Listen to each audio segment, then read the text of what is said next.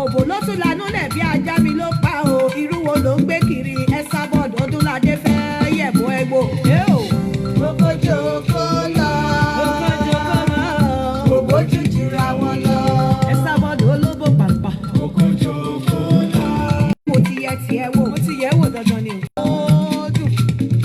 Okojoko lọ ẹni tó bá flag iṣẹ́ yìí ògbójú jura wọn lọ Ọlọ́run á flag ayé ẹ̀ lórí ọjà o.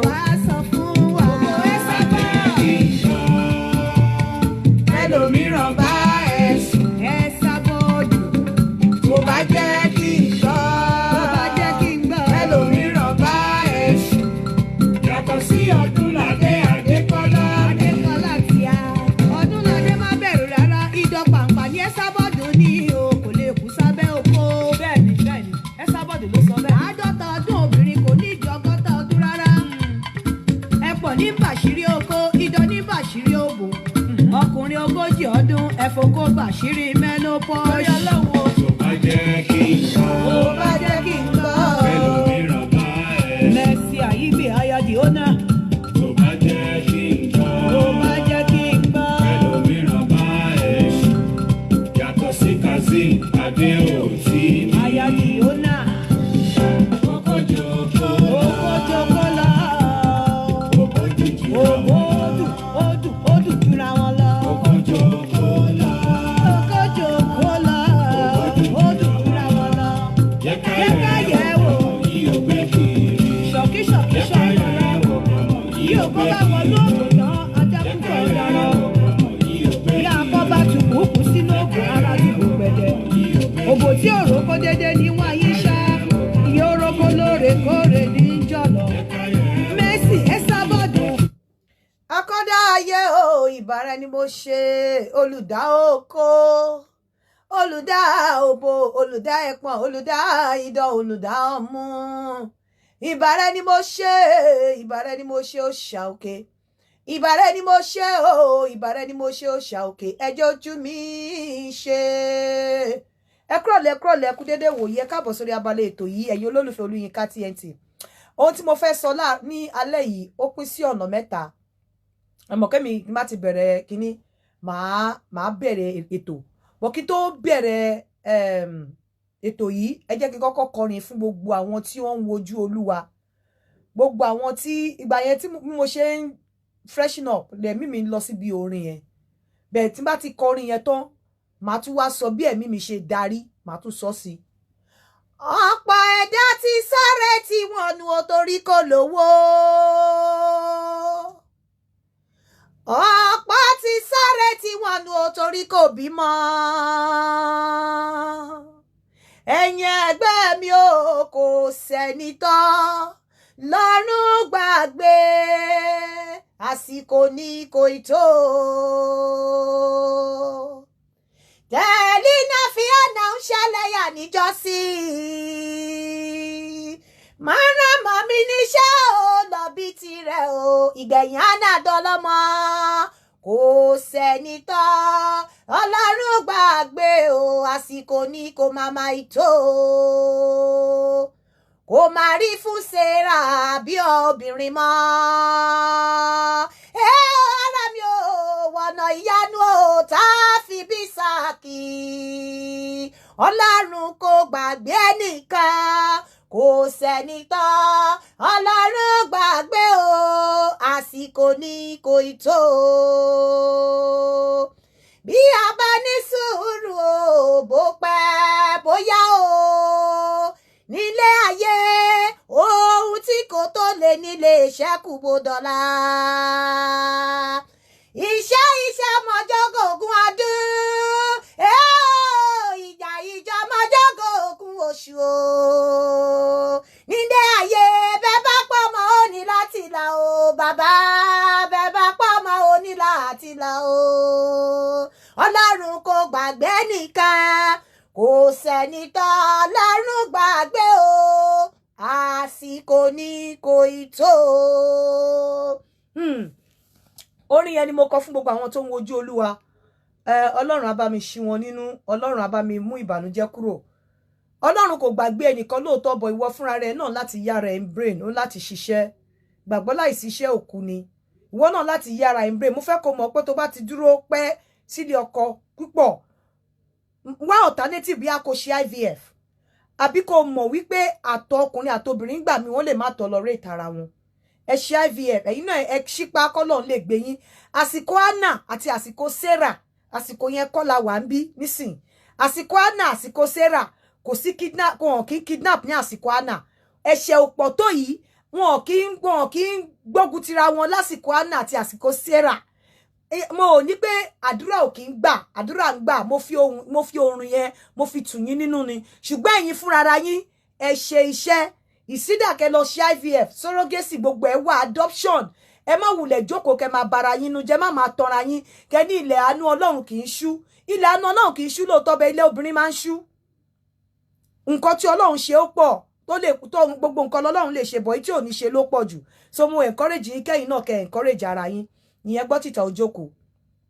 Number 2 mi ti lọ síbi title nǹkan tí mo fẹ́ ṣe mo sọ nǹkan kan láàárọ̀ yìí ọ̀pọ̀lọpọ̀ yín ẹ wà against ẹ mo máa open line káwọn èèyàn advice wa lórí ẹ̀ mo sọ wípé kò compulsory kí ọkùnrin kó tọ́jú ìyàwó and I'm still going to repeat it it's not compulsory tọkùnrin bá ṣe out of free will out of his own volition ó lè ṣe but it's not that it's duty bound that he must do it kò ní láti ṣe gbogbo yín ń sọ̀rọ̀ ńbẹ̀ yẹn kan tí ẹ obìnrin kan ní me I ban that I pray o ọkọ tí ọmọ mi bá fẹ́ kó tọ́jú mi ìwọ ò ṣe gbàdúrà k'Ọlọ́run bless ọmọ ẹ kọ́mọ ẹ lè tọ́jú ẹ ṣe máa ń tọra yín òun náà lẹ ṣe máa ń fi ọmọ yín tọrẹ ní ìyà ìmọ̀dí ṣe máa ń jẹ àwọn ọmọ yín nílé ọkọ ọkùnrin tó bá ti ń ra mọ́tò fún ẹ tó ti ń tọ́jú ẹ tó ti fún ẹ lóúnjẹ tó bá lu ọmọ ẹ pagán ò ní lẹ́nu ọ̀rọ̀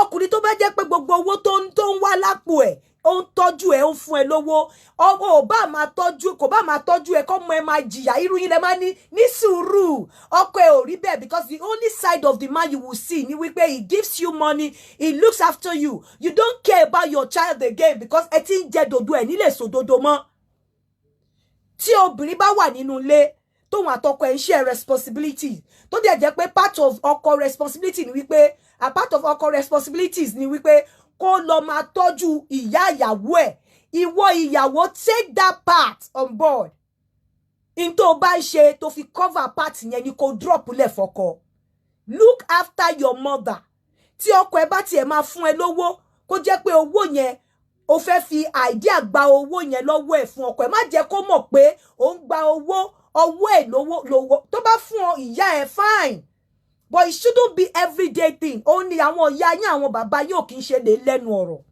nígbà tó jẹ́ pé ọkọ ọmọ wọn ló ń tọ́jú wọn ọkọ ọmọ wọn ló ra lé fún wọn ọkọ ọmọ wọn ló ra mọ́tò fún wọn àti rí tí ọkọ tí ìyàwó ọkọ tó lé ìyá ìyàwó kúrò nínú ilé ẹ̀yin fúnra ara yín ẹ ń láti class ara yín ọkọ tó bá ń tọ́jú ẹ tó tọ́jú ìyá ẹ báwo ni ìyá ẹ ṣe fẹ́ báwí báwo ni bàbá ẹ ṣe fẹ́ báwí even tó bá lù ẹ gan wọn ò ní rí as anything wọn á tún parí ẹ ni torí pé ìtọ̀ yẹn ò ní fẹ́ fi wọ́n lẹ̀ I don't know why àwọn obìnrin ṣe ń ṣe báyìí ó dàbẹ́ ni pé ọ̀pọ̀lọpọ̀ obìnrin gan yín fúnra ara yín ẹ fẹ́ fira yín sínú inú ẹrú mi ní kọkùnrin má ṣe àwọn ọkùnrin míì wà tó yẹ pé yes wọn á ṣe wọn dẹ̀ ní jókòó tì bẹ́ẹ̀ àwọn ọkùnrin míì wà tó jẹ́ wípé even tọkùnrin bá fẹ́ ṣe all the time ẹ má rí as national cake ẹ má rí as nǹkan tó yẹ kó ṣe hello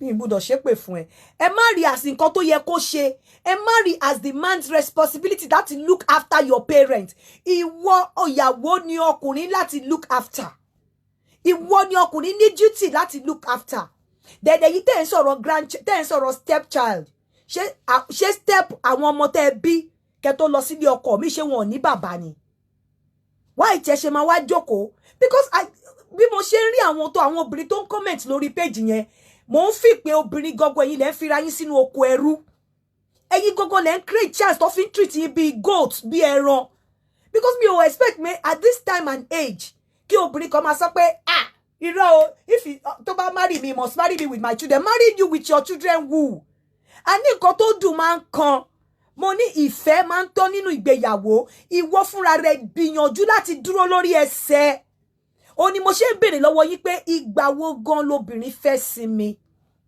Igbawo lẹ fẹ́ sinmi. Ọ̀pọ̀lọpọ̀ yín ẹ máa jẹ ìyà láti dé wà nílé ọkọ. Ọmọ yín máa tún lọ sí yunifásítì ajáde lójú yín. Ẹ máa ọkọ tó fìyà jẹ yín ẹ máa rìtáyà mọ́ yín lọ́wọ́. Ẹ máa tọ́jú ọmọ láti dé wà títí ọmọ fi gbòmìnira.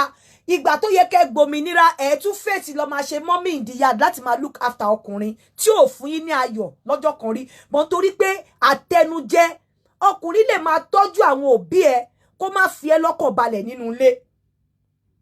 Ọkùnrin lè máa pe àwọn òbí ẹ lójú méjèèjì kó abandon ìwọ tó jẹ́ ìyàwó. Ẹ máa rí kó máa tọ́jú ọmọ tó bí fún kíni. Ọmọ tó bí ní bàbá.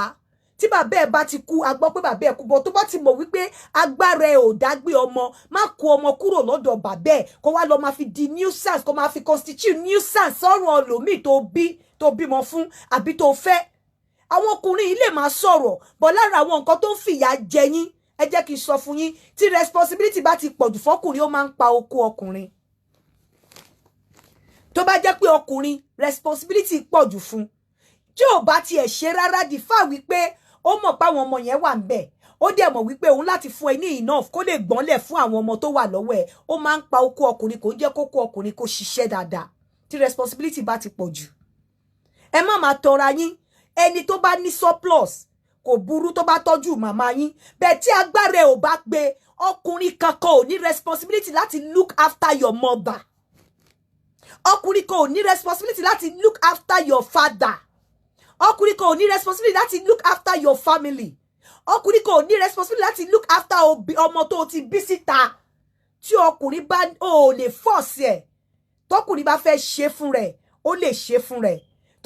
Tó bá ní lọ́wọ́ tó lájẹṣẹ́kù ó lè ṣe. But tó bá ti di wípé ẹjọ́ ń pín nǹkan kan nulẹ̀, lára nǹkan tó wá pín sí side ọkùnrin yẹn ni pé kó máa look after your parents. Má gbà á láyè. Jẹ́ kí look after your parents kó pín sí ọ̀dọ̀ tiẹ̀. Kó pín sí ọ̀dọ̀ tiẹ̀. Kí the other one kó pín sọ́dọ̀ tiẹ̀. They are your parents, because nígbà tó bá máa ṣẹlẹ̀, o ò ní lẹ́nu ọ̀rọ̀. Àwọn òbí ẹ̀gọ́ ò ní lẹ́nu ọ̀rọ̀. Wọ́n ní ikú ò kì í jẹun ẹni kó tún pa ni. Tí ẹnu bá jẹ ojú àti. Ìgbà táwọn bàbá àti ìyá yín bá ti ń jẹjẹkújẹ lọ́wọ́ ọkọ ọmọ wọn, tó bá máa treat ẹ gan, wọn ò ní lè sòótọ́ ọ̀rọ̀ fún. Torí o ò ní máa gbowó lọ́wọ́ ọkọ ọmọ ẹ, kó máa jẹ ìjẹkújẹ lọ́wọ́ ọkọ ọmọ ẹ, kó wá fìpò ó máa lè sọ̀rọ̀ fún tó bá misbehave. Hello? Hello ma. Yes. Mọ́mí ẹ kálẹ́ ma. Ẹ kálẹ́. Ẹ jọ̀ọ́ mo fẹ́ bá yín sọ̀rọ̀ ni. Mo wà lórí live show. Ẹni tó bá fẹ́ bá mi sọ̀rọ̀ kó lọ sanwó fún mi o. Àfi tó bá ní nǹkan tó fẹ́ sọ lórí live show yìí o. Tó bá fẹ́ bá mi sọ̀rọ̀ outside this live show, ó máa lọ sanwó fún mi ni o. Bó ni màá ti sọ mo fẹ́ rí for my own life ni. Wàá sanwó fún mi tí bá ti ṣe show tán kó pè mí, mò ń ṣe show lọ́wọ́. Okay. You know, torí ẹ̀ ló fi dàbẹ́ ni pé wọ́n á lu ọmọ mi pa, òbí yẹn á máa dá padà. Torí ọkọ tó ti ń fún ẹ lówó á máa dúró pé bóyá wàá gbé sẹ́yìn ọmọ ẹ̀, wàá accept ọmọ ẹ̀ pé kó padà wá sílé. Wọn náà dẹ̀ nílé accept ẹ̀ torí o ti ń jẹ dòdò, ò nílé sọ òdodo mọ́. Èmi ò tiẹ̀ sábà fi àyè yẹn sílẹ̀. Òótọ́ ni mò ń sọ, gbogbo nǹkan tí mò ń sọ ẹ lè lọ wádìí. Mi ò fàyè yẹn sílẹ̀ torí ẹ̀ kò sọ́kọ tó lè root sáwọn òbí mi. Èmi náà dẹ̀ lè root sáwọn èèyàn ọkọ mi. Mi ì dẹ̀ ní fàyè yẹn sílẹ̀. Mi ì ní fàyè yẹn sílẹ̀. Torí ẹ jókòó àwọn gbòmí èyí tó máa fi gbàdúrà, iṣẹ́ tó ń tọ́ṣẹ́ tó ń tọ́yà, kọ́ ló ń sọ ọmọ ẹ di ọkùnrin. Kò ń ṣe pé nínú ìwà kó lè máa fìtìná tí ọkọ ẹ o, bọ̀ nínú àti tọ́jú ẹ, nínú àti gbé ẹ gẹ̀gẹ̀, kọ́ ló ń sọ di obìnrin, ọkùnrin kó ro ní agbára láti lè tọ́jú ẹ. Ẹ máa ní ìwàmá kan ní, God forbid, my husband, my brother-in-law, my son-in-law will look after you what? Ṣé responsibility ẹni láti look after you? It's not his responsibility. It's not duty bound to look after you. Ẹ má máa tanra yín. It's not his responsibility to look after you. Otherwise, nígbà tẹ́ bá ní pain, àwọn nǹkan tẹ́ ń jẹ yẹn, your mother will not be able to talk. Kò ní lè stop ọkùnrin yẹn, kò ní lè gbódán wojú ẹ̀. Kò ní lè bá sọ̀rọ̀ torí ó ti ń jẹ̀jẹ̀kújẹ. Mi sọ̀rọ̀ o, ẹni tó bá ní lárí, tó dẹ̀ ní surplus, tó fẹ́ fáwọn òbí ẹ̀. And kẹjẹ́ kí n sọ fún yín, tí responsibility bá ti pọ̀jù fọ́kùnrin, ó máa ń pa oko wọn ni. Ó máa ń pa oko wọn ni. àwọn nǹkan kó wà tó yẹ ká máa lo orí wa gẹ́gẹ́ bí obìnrin tí ò yẹ ká tiẹ̀ máa pe ọkùnrin sí rárá nígbà tọkùnrin tó bá ń tọ́jú ọmọ tó gbé wá fẹ́ tó ń tọ́jú ọmọ tó bí fún tó ń sanwó ilé tó máa tún tọ́jú àwọn òbí ẹ̀ tí ó fẹ́ pa ni ó wá ní kókó ẹ̀ lé okó ẹ̀ ò lè lé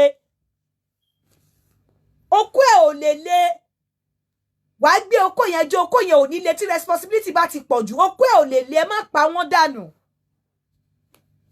ẹ má pa wọ́n dànù tí agbára ò bá ti kó ọmọ ẹ kó lọ síbi tó ti fẹ́ má wá di nuisance kó má wá fi ọmọ tó ń kó bọ̀ kó wá fi dá wàhálà lẹ̀ sọ́rùn ọkùnrin tó lọ fẹ́ nígbà tó bá lówó school tó fẹ́ sọ tó ní kó wá báwọn náà sanwó school níbo ni kó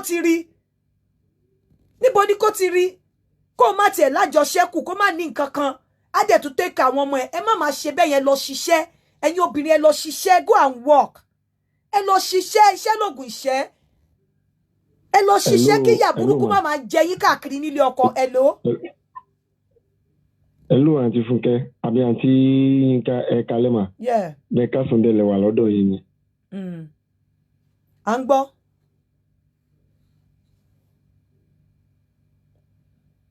Mo ń gbọ́ o.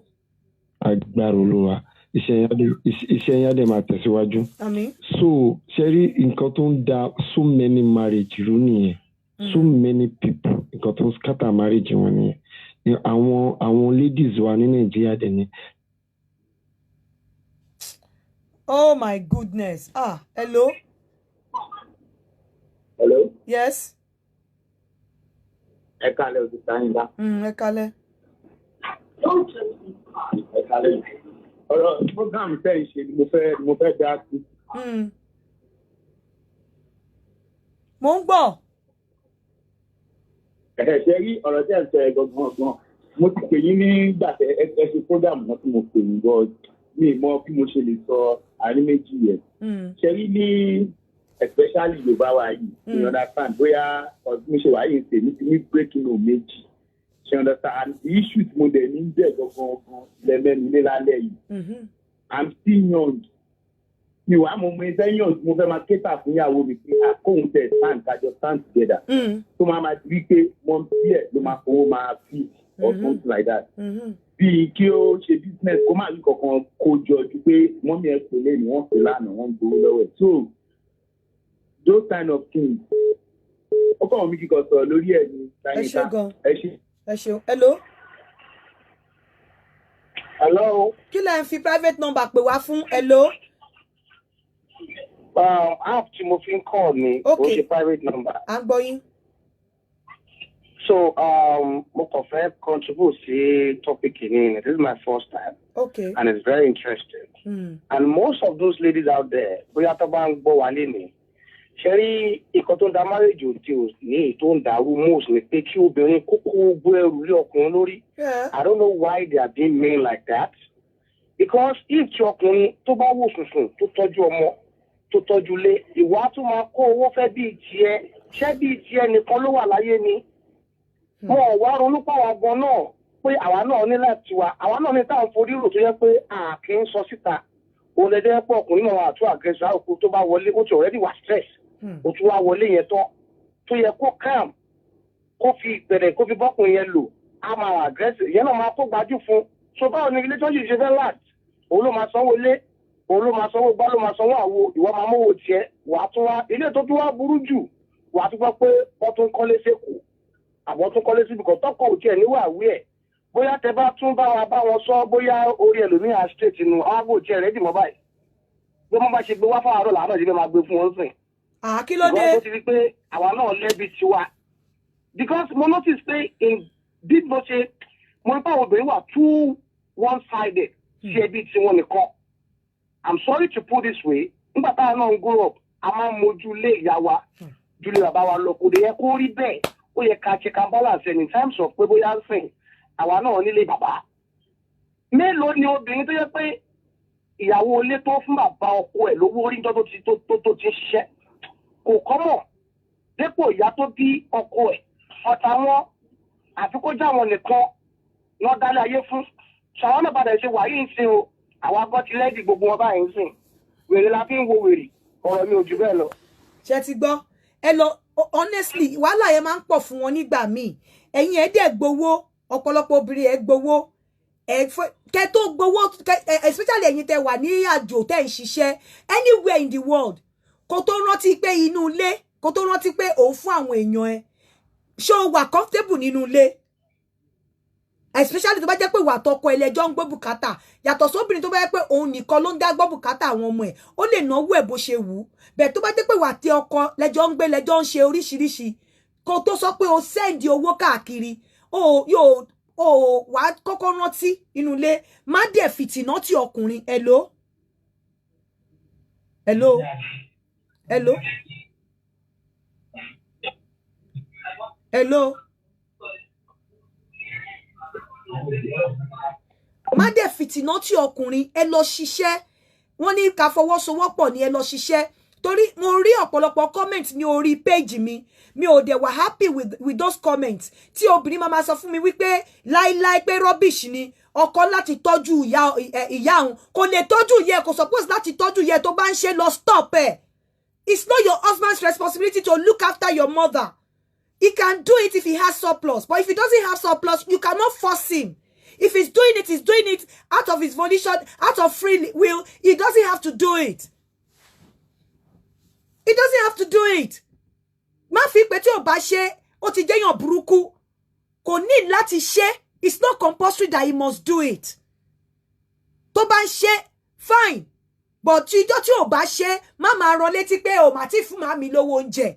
O mà ti fún Súlè ní owó oúnjẹ mẹ́wàá Súlè ó gbé wá láti ibòmíì ni wá fẹ́ ọkọ ẹ wá máa ní pé obìnrin mi á ní nǹkan tí ọkọ bá rà fún ẹni tó bímọ fún ọmọ tó bá bí fún ọkọ tó ṣẹ̀fẹ́ ní tí ọkọ ẹ bá rà fún ló irọ́ tó bá ti mọ̀ wípé ó wù ẹ́ nǹkan tí ọkọ ẹ rà fún ọmọ tó bí fún ó wù ẹ́ ọmọ tó gbé wá láti ta mú owó lápò ara ẹ kó lọ rà fún tí ọkọ ẹ ò bá rà fún ìwọ mú owó lápò ara ẹ kó o lọ rà fún it's not your husband's responsibility tí ẹ ò bá change ways yín kẹ́ change attitude yín wá ilé máa dàrú wàhálà máa ṣẹlẹ̀ ara àwọn nǹkan tó ń pa ọkọ àwọn ọkùnrin nìyẹn ara àwọn nǹkan tó ń fi ọkùnrin síta lọ yan àlè nìyẹn because àlè ò ná wọn ní anything àlè wọn máa fèsì àlè kún wọn dóra wọn kọjọ jẹ pepper soup iye tó bá ní kọjọ fúnra wọn àlè ò ní introduce ẹ sí àbúrò ẹ lẹ́tẹ̀ẹ́ ló màmá ẹ̀ bẹ́ẹ̀ tó bá ti fẹ́ ọ̀pọ̀lọpọ̀ àwọn obìnrin wa ẹ máa ń ṣe bẹ́ẹ̀ ni wípé wọ́n ti wá fẹ́ yín báyìí wọ́n ti ru ẹrù wọ́n wá ru ẹrù yín ni go and work look after your parents look after your child tó bá gbé lọ fẹ́ ọkùnrin nígbà tí ẹ jẹ́ pé àwọn ọkùnrin míì gan èyí tó bí fún wọn gan wọ́n struggle láti tọ́ ni ọ̀pọ̀lọpọ̀ owó tí ọkùnrin bá fún ẹ kò fi tọ́jú ọmọ tó bí fún wà wá lọ pín owó yẹn sí méjì wà wá ní ó láti ẹni tó ọmọ tó bí síta ìwọ náà ẹrù bó ṣe rí náà how does it sound ṣé yìí náà lè gbarú ẹ̀ ṣé lè gbarú ẹ̀ kí wọ́n gbé ọmọ tó ti lọ bí síta kó gbé wá bá yín kó wá ní kẹ́ máa tọ́ ọmọ tí ọkùnrin ti bí tẹ́lẹ̀ kó ní kí wọ́n máa tọ́ fọkùnrin lè jẹ́ kó tọ́ ọmọ tó ti bí tẹ́lẹ̀ má disturb ẹ̀ kó tọ́ ọmọ tó bí wọ́n náà tọ́ tiẹ̀ òun kọ́ ló bí fún tọ́ tiẹ̀ kò dẹ̀ ní láti bẹ tọ́jú ìyá àti bàbá ẹ̀ òun kọ́ ló bí àwọn tí wọ́n gbà nǹkan lọ́wọ́ lórí ẹni. Hello. ẹ jọ máa ṣe mo lè sọ one or two. à ń gbọ́. ṣẹ́rí ẹ sọ̀rọ̀ nípa ọmọ or something that was my first marriage mo ní tó break you understand early as soon as possible mo tó break yẹ mo ní ọmọ ọkùnrin kan so e get mo wá meet after power jowa so mo wá lọ gba ọmọ mi yẹ lọ́wọ́ mom said pé kí lè take care fúnra mi and ọmọ gẹ́gẹ́ sọ fún kó máa bá mi take care ó máa ṣe everything pé kí lọ gba kíní kan iṣẹ́ lọ meanwhile mo mọ̀ pé ṣe ló fi yẹn ń tà mí ṣe understand pé púpọ̀ mo ṣáà lọ ṣáà mo lọ gbọ́ ọmọ yẹ as in we are together with this one like ọmọ yẹ ò tí tó 2 years ṣe understand kò tí ẹ máa ṣe ìjọ wà á tẹ̀sí wà for like bí let's say 6 months to just cut it short ọmọ yẹ bí pé ó fẹ́ tọ́lẹ̀ kí n take care kí n ṣe kọ́kọ́ fún azin pé kí n tamba fún something like that ọmọkùnrin ní o pé kí n take care fún ṣá as in this girl take it up for me like mo ti ní pé ọmọ yẹn ju òun lọ o mo Can ti you ṣe kíní kan o máa fi ọmọ yẹn máa dá padà o kíní kan so unfortunately issue come up ṣáájú pé mo dá ọmọ yẹn padà fún mọ́mísí ẹ̀ and my mọ́mísí ẹ̀ náà ni wọ́n ṣàwájà ṣàkóhùn fẹ́ gba ọmọ yẹn. That's fine. Ẹ jẹ́ sọ fún yín tẹ́ ẹ bá lè comment dáadáa lórí platform yìí máa block yín. Mo sọ wípé a man can do it out of free will. Òyìnbó mo tún sọ yìí. Your husband can do it out of free will or his own volition, but he should not be forced to do it on no condition, on no ground. It's not irresponsibilities. He's not bound to do it. Ó lè ṣe out of free will. Ó lè ṣe torí pé ó fẹ́ nice, but he should not be forced to do it. And don't make it his responsibility. Bóyá ó ti ń ṣe, perhaps ó ti ń ṣe first month, second month, third month, don't ask him. Má bèrè lọ́wọ́ ẹ̀. Mo níyàn kankan lára mi tó close mọ́ mi tó jẹ́ pé èèyàn mi ni. Mo máa ń fún ní owó every month. Mo ti fún like 3 to 4 consecutive months. After mo kàn decide kí pé mo fẹ́ wo reaction ẹ̀. Mo decide láti máa fún the 5th month. Do you know she called me? She called me and she asked me, oh, my team fowó ránṣẹ́ sí mi because ó ti rí as my responsibilities because mo ti ń fún bí mo dẹ̀ ṣe stop ẹ̀ nìyẹn. Because kò ṣe responsibility mi láti fún. Mo mọ nǹkan tó jẹ́ responsibility mi láti ṣe. But if I try to extend my hands of fellowship to other people, don't take a milk. Don't think it's my responsibility to do it. I am not saying your man cannot do it. I'm not saying your man cannot help you or your man cannot look after your parents. But what I'm saying is that it's not his responsibility to do that. The man tó bá choose láti ṣe, it should not be crucified. You don't have to castigate him for not doing it. Don't see him as a devil. Well, don't see him as if he has failed in his responsibilities. No. Ó lè ṣe tó bá ní.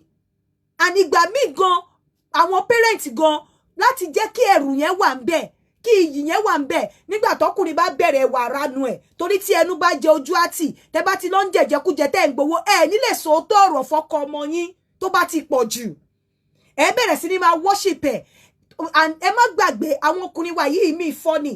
Ọ̀tọ̀ ni attitude tó máa fún wọn tó jẹ́ ìyàwó ńlé, ọ̀tọ̀ ni ìwà tó máa present àwọn bàbá ẹ̀. Ọ̀tọ̀ ni tó máa present àwọn parent ẹ̀. But ìgbà táwọn parent bá ti ń jẹ, even when you are dying inside, wọn ò ní lè correct ọkùnrin yẹn. Tó bá lọ bá wọn, èmi ti rọ́kùnrin tó sọ fẹ́ mi wípé a máa sọ ní àwọn màmá ẹ̀gan, àwọn parent ẹ̀gan mọ̀ pé ó burú. Àwọn parent ẹ̀ mọ̀ pé ó burú. Pé àwọn family ìyàwó ń sọ fóun pé ìyàwó ń burú. Àwọn family ìyàwó ń sọ fóun pé kí òun má máa búra fún ìyàwó òun mọ́ pé ó burú. Kò dẹ̀ ṣe pé ìyàwó ẹ̀ burú, ìyàwó ẹ̀ wà principled ni.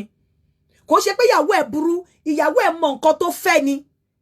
Kò ṣe pé ìyàwó ẹ̀ burú, ìyàwó ẹ̀ wà decisive ni. But torí familiarity, you know familiarity bring content. So bóyá torí familiarity sí àwọn parent mi ní pé kó má familiarize ara ẹ̀ pẹ̀lú àwọn àbí káwọn family ìyàwó má familiarize pẹ̀lú ọkọ ọmọ. But when it comes to taking, you have to be careful. Because when the man starts, kẹ́ lè ní ẹnu ọ̀rọ̀. When the man starts misbehaving, tó bá maltreat ọmọ yín, kẹ́ lè ní ẹnu ọ̀rọ̀.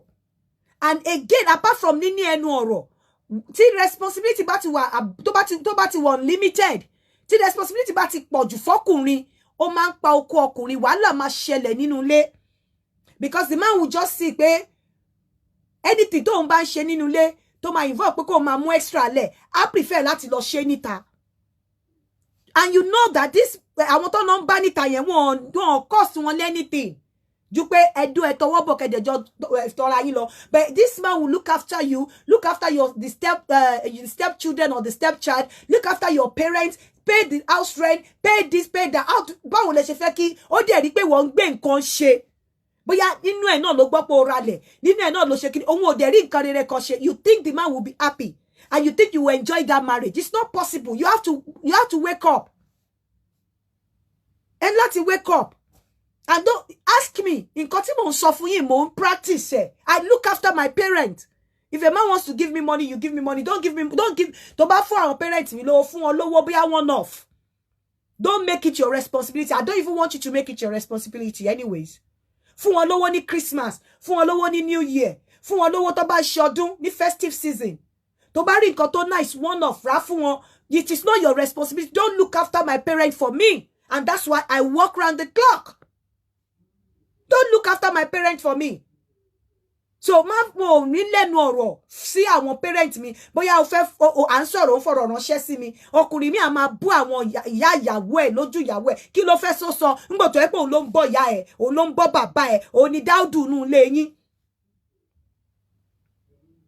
I am not saying the man cannot look after your parent, but it shouldn't be mandatory.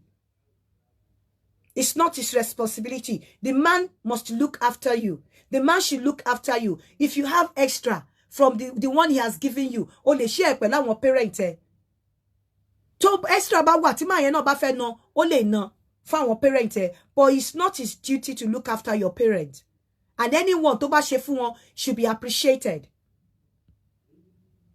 So nǹkan tí mo ń try láti sọ nìyẹn. Tẹ́ bá dẹ̀ rí nǹkan tí mo kọ síbẹ̀ yẹn, mo ní pé Ìgbàwo gan lobìnrin fẹ́ sinmi. Mo mọ nǹkan tí mo ń sọ because ẹ̀yin ẹ̀ ń sọ fún mi bíbá pé bóyá ọkùnrin ni mo mean. No, obìnrin ni mo mean. Ìgbàwo gan lobìnrin fẹ́ sinmi. Ó wà pẹ̀lú ọkùnrin. Ẹjọ́ ń gbé àbí ẹjọ́ gbé. Now let me start from ọkùnrin tó wà àti ìyàwó ẹ̀ ò jọ gbé bóyá ìyàwó wà lájò. Ìwọ nìkan ló wà pẹ̀lú ọmọ. Ó ń dátọ́ ọmọ. By right, ó wà commonsensical for the man to call you every day, at least to encourage you, to ask after you, to ask after the children. This man is not paying anything. He's not sending anything to you. He has nothing that he's doing over the children. You are the only one, you know, facing everything. And this same man, hello? Hello? This same man, kò kí ń pè ẹ́ lójoojúmọ́ tó bá wà lájò yẹ kó máa pè ẹ́ lójoojúmọ́ kò pè ẹ́ lójoojúmọ́ kò ní nǹkan kan tó ń ṣe lórí àwọn ọmọ kò ṣe pé bóyá ní any responsibility tó ń ṣe àwọn ọmọ yẹn ń dàgbà mọ́ ẹ lọ́wọ́ àwọn ọmọ wa bóyá wọ́n ṣe ń dàgbà wọ́n ti lọ sí university wọ́n ti ṣetán the time tó fẹ́ sinmi do you think it makes any sense? Do you think it makes any sense for you? Kò sọ wípé o tún fẹ́ accept that kind of a man into your life. O fẹ́ ṣé Ìgbàwo ló fẹ́ sinmi tó bá ṣì ń rí husband in that kind of a man. Àsìkò tí obìnrin nídìí ọmọ, tó nídìí bàbá fún ọmọ, tó nídìí ìrànlọ́wọ́ tí ọmọ bá ti ń dàgbà, tó ti ń di ọ̀rọ̀ university because especially in this country, àwọn ọmọ yìí téèyàn bá pay attention, 100% attention sí wọn in terms of their needs and everything. Hello? Ẹjọ́ tẹ́ bá fẹ́ pé ẹ pa nǹkan tẹ́ ẹ lè máa gbọ́ Facebook ẹ tún fẹ́ sọ̀rọ̀ ẹ pa nǹkan tẹ́ fi ń gbọ́ Facebook. Mi ò ní gbé call yìí mọ́ o. I won't pick the call again. Àsìkò táwọn ọmọ máa ń need obìnrin ọkùnrin ìrànlọ́wọ́ tóbìnrin need ìrànlọ́wọ́ ní time táwọn ọmọ bá ti ń dàgbà. So táwọn ọmọ bá ti dàgbà tán tí wọ́n ti lọ ọkùnrin wo ló tún ṣẹ̀ṣẹ̀ wá need ńgbà yẹn ju ọkùnrin tó máa bóyá ọkùnrin tó bá rí bóyá tó rí bóyá tó ṣe sorry tó ṣe pẹ̀lẹ́ńbẹ̀ yẹn tó ń rojú ẹ̀ nílẹ̀ ṣé torí I have a reason for saying this àtẹmọ̀ pé tí bá ti mú ẹjọ́ wá bóyá àwọn kan ti gbé kéèsì wá bá mi ni ó wà ní abroad pẹ̀lú ọmọ nìkan ìwọ nìkan ló ń dágbé ló ń dá orí ṣe the man even finds it difficult to call you every day if that is the only thing that he can do he's not doing it. He finds it difficult to call you every day. Ìwọ nìkan ló ń dágbọ́mọ. Ìwọ nìkan àwọn ọmọ ti wá dàgbà lé ẹ lọ́wọ́. Are you telling me wípé all right kí irú obìnrin yẹn nígbà táwọn ọmọ bá ti dàgbà tó ti regbé kó tún wá lóun lọ́kọ kan níbì kan pé òun ní bàbá àwọn ọmọ kan níbì kan so ọkọ yẹn wá rìtáyà obìnrin yẹn wá padà ó ti nurse àwọn ọmọ tán á tún ṣe wá tún wá lọ máa nurse ọkọ tí ò bá mọ bó ṣe gbé tọ́ àwọn ọmọ dórí táwọn ọmọ fi lọ sí university and everything tí ò bá mọ̀ ṣé obìnrin wáyé pé kẹ́ má sinmi ni ṣé ẹ wáyé pé kẹ́ má sinmi ni nígbà tí ẹ bá ti dá gbọ́ bùkátà ọmọ dórí tí wọn ò bá yín dá sí bóyá ẹ wà anywhere you are in the world ẹ dá gbọ́ bùkátà ọmọ lórí wọn ò bá yín dá sí ẹ̀yin nìkan ni àwọn ọmọ yẹn náà dẹ̀ bá yín yanjú ẹ̀ àsìkò tó yẹ kẹ́ ẹ má sinmi ẹ tún wá ní bàbá kan fẹ́ lọ retire fẹ́ lọ máa dáná kitchen dáná anything fọ́mọ téèyàn bá dàgbà tó stage kan àwọn nǹkan kan wà téèyàn ò ní gbà àwọn nǹkan kan wà téèyàn ń láti kọ̀ àsìkò táwọn bàbá wa lè manipulate wa tó manipulate wa ó ti kọjá. Let's call a spade a spade. Ẹ má jẹ́ ká tanra wa. When tó bá single-handedly to look after àwọn ọmọ ẹ, there's certain stage. But personally, I don't think you want to go back to that kind of man. Tí ò ní ọwọ́ sí growth àwọn ọmọ ẹ. That man tí ò bẹ̀ wò àwọn ọmọ ẹ. That man tí ò ní ọwọ́ sí growth ẹ. That man tí ò mọ̀gbà tó ń sunkún. Ní alẹ́, that man that joke every day to ask after you and the welfare of the children, the man that finds it difficult to call you every day, the man that accuse you of not calling him instead of him calling you every day. I don't think it's commonsensical for any woman to go back to such man. Ni mo ṣe bèrè lọ́wọ́ yín pé ẹ̀yin obìnrin ìgbà wo gan lẹ fẹ́ sinmi? Kí ló ń pè ní ìsinmi? Ìgbà tí obìnrin bá ti tọ́ ọmọ dórí, tó ti jáde yunifásítì ọmọ ti bẹ̀rẹ̀ sí ní ṣiṣẹ́.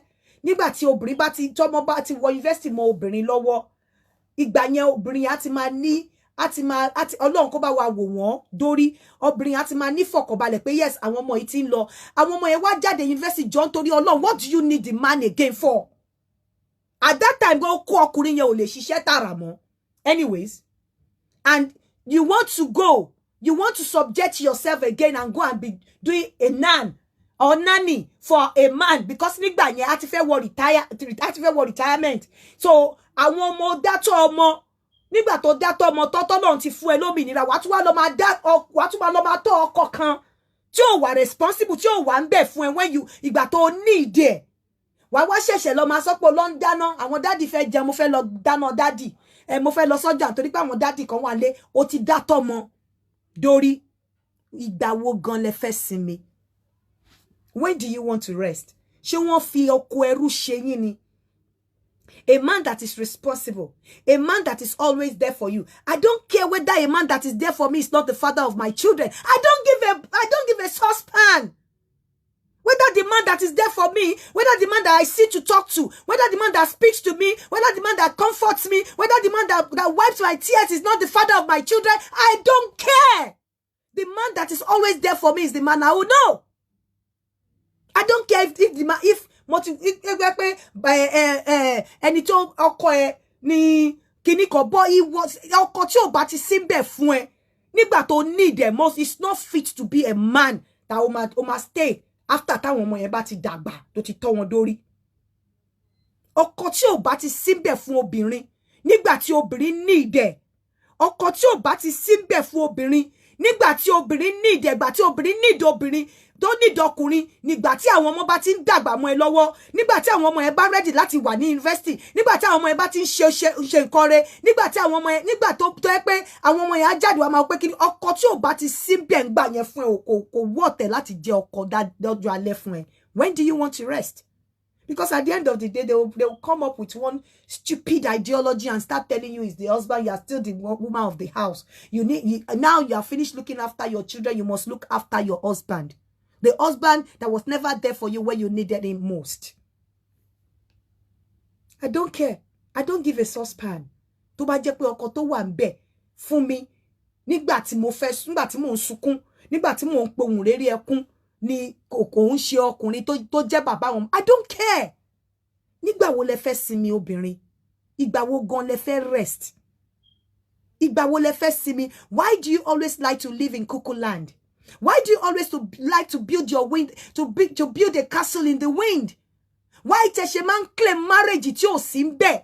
Àwọn tó ní genuine marriage tó bá lọ stock mọ́ wọ́n bá ń wọ tí university anywhere tó bá wà in the world wọ́n máa wà nínú life ọmọ yẹn. Anywhere tó bá wà in the world every day will not pass by without him calling the wife and the children.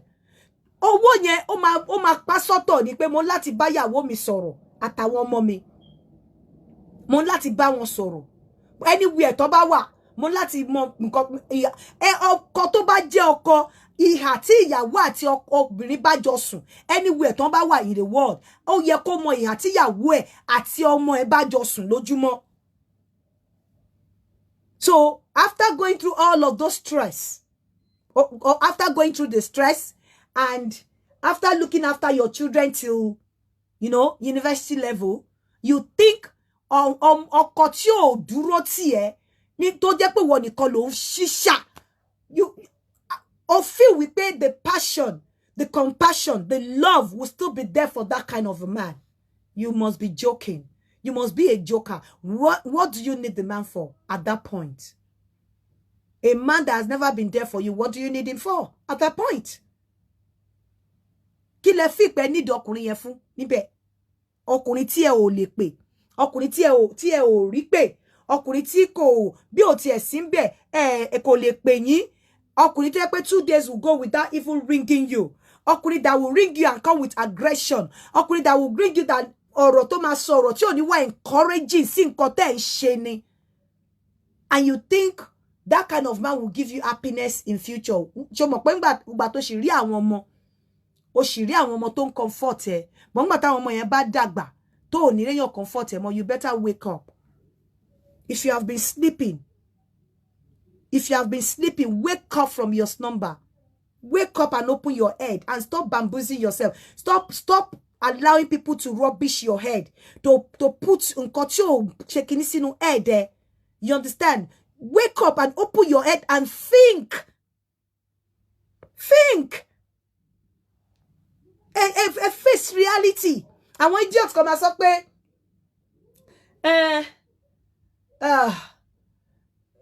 kò fẹ́ kí home work, kò fẹ́ kí kíní kan ṣe kíní kan. Àìmọye àwọn tó wà nínú home, tó wà nínú marriage, come and ask me, they are not happy. Just suffering and smiling. They are not happy. They are just there because of what people would say. They are there because of what the parents would say. They are there because they are still trying to get a confirmation from their children, if the children really still want them to be in the marriage or not. A lot of àwọn èèyàn ló wà nínú marriage bẹ́ẹ̀, but marriage tí ò bá ti bẹ́ẹ̀ pawọ́pọ̀, ọkùnrin tí ò bá ti bẹ́ẹ̀ pawọ́pọ̀ tó ọmọdé bí òmìnira, ibi ọmọ òmìnira ni tọ́mọ bá ti wọ university lọ, tó ti ń jáde, tó ti ń ṣiṣẹ́, ó ti ń gbọ́ òmìnira nìyẹn. Ọkùnrin tí ò bá ti ní impact nínú àwọn ọmọ at that time is not worth to be your husband in future. Ọkùnrin tí ò bá ti ní impact nínú life àwọn ọmọ yẹn nígbà yẹn, ó ń ṣòṣì ní ìwọ obìnrin. Òṣì ló ń ṣe tó pè lọ́kọ. It's not worth to be your husband. Because at the end of the day, the children would go and you will still come back to be the mother in the house. You will still come back to look after your man. Tí àwọn ọmọ yẹn bá ti lọ, àwọn ọmọ tó dá tán, ó máa wá padà tún wá máa tọ́ ọkọ ẹ̀. Àbẹ́ mọ̀ pé títọ́ ọkọ ni pé kó wọ kitchen, kó dáná, kó tọ́jú ilé, kó ṣe gbogbo ẹ̀. If I do it for myself alone, I know I'm doing it for myself. If I have my children and they've all gone and they come back and they call me that, Mom, I'm coming to the house, I want you to cook for me, I will do it, and I will do it happily. But I will be very sad to do it to any man that was never there for me when I was struggling with my children. I will not be happy to do it for any man tí ò sí ńbẹ̀ fún mi nígbà tí mò ń struggle pẹ̀lú àwọn ọmọ mi. I will not do it. I am saying it now. A man I see, a man that comforts me, nígbà tí mo need èèyàn láti comfort me, I don't care. This is what I want you to put in your head. Don't care whether that man is the father of your children. Àìmọye ìyàwó, àìmọye ọkọ tó jẹ́ wípé ẹ kò jẹra yín lọ́mọ ni. Pé Ọlọ́run ní pé time ẹ̀ ló máa ti di ìyá ọlọ́mọ, tó dẹ̀ jẹ́ wípé wàá kọ̀ rí pé this man, the presence in your life does not change anything. Wà agree. Bẹ́ bá ṣe ẹ máa jà, ẹjà lẹ́ni ẹ bá ṣe kíní kan lọ́la, báwo lẹ ṣe fẹ́ ṣe? When do you want to rest, obìnrin? Ìgbà wo ló fẹ́ rest? Ìgbà wo ló fẹ́ rest? Nígbà tó bá ń dọ́tọ̀ ọmọ tí kò sí bàbá ń bẹ̀, tó dẹ̀ dá tó dórí, wàá tún padà, bàbá yẹn náà tó tún máa padà jókòó, wàá tún bẹ̀rẹ̀ sí ní máa tọ́ bàbá. Àsìkò tó yẹ kó sinmi, kó fẹ̀dọ̀ lórí òróró pé mo ti tọ́mọ tán, wàá tún dẹ̀ máa tọ́ bàbá. Ẹlẹ́dàá mi ò ní jẹ́ n rírú ẹ̀. Ẹ mọ̀ pé ohun téèyàn kọ̀ lèèyàn kọ̀, èmi kọrú ẹ̀. So I'm telling you, for you, obìnrin tó mú ẹjọ́ yẹn wá bá mi, you have to go and think. Like I said when you told me, I said I will not advise you. You're an adult. I won't advise you. I won't tell you what to do. But I'm going to have a show tonight, and I want you to listen to the show. After the show, you can reminisce. You can think on your own and think outside the box. You can think about what you are going to do. Just sleep over it and make a decision. I'm not in the best position to make a decision for you because adults in here, you know what is good for you. But I've just said it now. I am not going to single-handedly look after my children to university level. Kan jáde kí wá fi pé bàbá wọn kan wà níbì kan má tún padà lọ bá síyàwó. It's not going to happen. Ẹni tó bá mọ̀ kó lọ fẹ́ kí irú ọkùnrin yẹn kó tètè pọ̀ síwájú rajà. It's not going to happen. When I tí bá need ọkùnrin tí ò sí ńbẹ̀ fún mi tí kò dẹ̀ show ọkùnrin olówó kò níwà kò túlẹ̀ kò níwà kò ní nǹkan rẹ̀ lára kò ní pè ẹ́ lójoojúmọ́ kó wò pé ńbo ló wà báwo ni àwọn ọmọ a tún máa accuse ẹ pé o pè a máa accuse ẹ pé o wọ́dẹ̀ ló ń ṣíṣà. Owani, that kind of man, you'll finish, the children will finish university and you'll go back to the man, pay oko. Fuck. Imagine lo F oko. So I don't know when you guys want to rest. I have something I want to play. And John, koti mo fe play. I'm just begging people to please. Gbogbo ẹ̀yin abiyamọ, ẹ bá mi listen sí. Ọ̀nà tẹ́ bá lè bá mi gbé gbà fún ọmọkùnrin yìí. I'm going to bring him in at some point, but I want you all to listen to this and please, if there is a way you can help, try to help him. And ẹ má gbàgbé àwọn topic wa tá máa ṣe after next week tá máa ṣe because ọ̀pọ̀lọpọ̀ àwọn tó yẹ kó dá sí wọ́n lè láwọn ò lè sọ̀rọ̀ kó àtòbò nǹkan kan. So after next week a máa ṣe àwọn topic yẹn. I'm not holding the topic because of any situation on ground or anything outside now. I'm just holding the topics because of my fan. So don't get me wrong. I'm not respecting anything. I'm not recognizing anything. I'm doing it. I'm holding the topics because of my fans. At least I want to they spoke to me behind the camera and okay, I will hold on till next week. So it's not because of anybody, and not because of any religion, not because of anything. I'm just holding up because of my fans.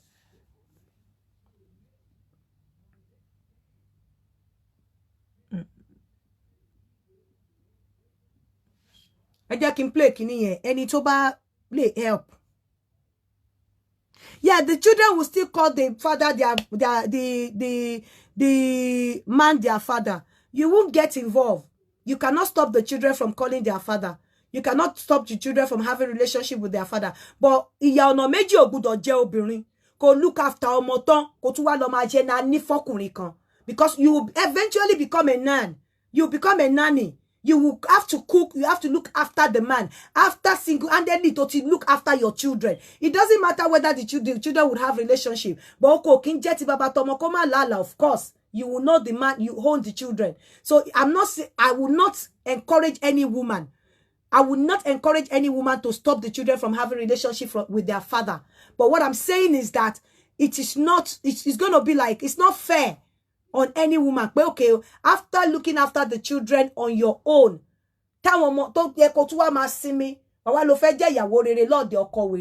no, I don't buy that. I don't know if you think otherwise, you can call in and let's discuss. If they agree, pẹ̀lú nǹkan tèmi ẹjọ́, the number to call is +447404851234. If you do not agree with me, you're free to call in and let's talk about it.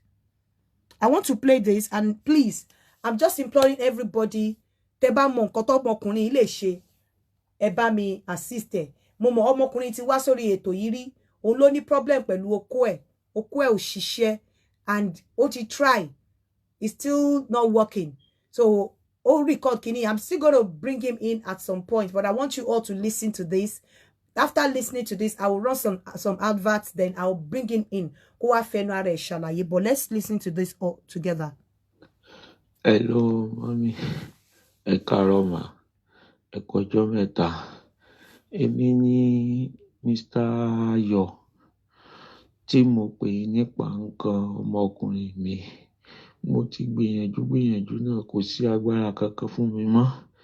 nígbà tí mo ti pè yín mo dẹ̀ mọ̀ pé ẹ̀sìn kankan ti rí ẹ má ṣe tèmi náà tì mi ò gbọ́ nǹkan kan ẹ ṣàánú mi àwọn kan tó jù ibì kan fún mi ní Ṣakí wọ́n ní kí n lọ nígbà tí mo tún débẹ̀ wọ́n ní kí n lọ wá 30,000 wá mi ò lówó mi ò ní nǹkan kan fíríjì tí mo tún nílé ni mo lọ tà mo tó tà mo kówó lọ wọ́n bá mi ṣe nǹkan wọn ló máa ṣiṣẹ́ wọ́n ṣe àgbo fún mi wọ́n ní oríṣi oko ẹran 3 làwọn fi síbẹ̀ pé kí n lọ máa lò pé ó máa ṣiṣẹ́ láàrin oṣù kan gbogbo àgbo yẹn náà mo ṣe gbogbo ẹ̀ náà mo tún lò ó ṣe lára mi kàn ń dìde ara mi ń dìde ara mi ń múfù dáadáa ṣùgbọ́n nǹkan ọmọkùnrin mi okó mi ò le rárá ara mi kàn ń dìde lásán ni okó mi ò le ẹ ṣàánú mi ẹ má jẹ́ kí n bá báyìí kú ẹ ṣe nǹkan ti rí ẹ má ṣe tèmi náà tì ẹ ṣàánú mi ẹ síjú àánú wò mí ẹ bá mi bá ọmọ Nàìjíríà kan ṣàánú mi ẹ síjú àánú wò mí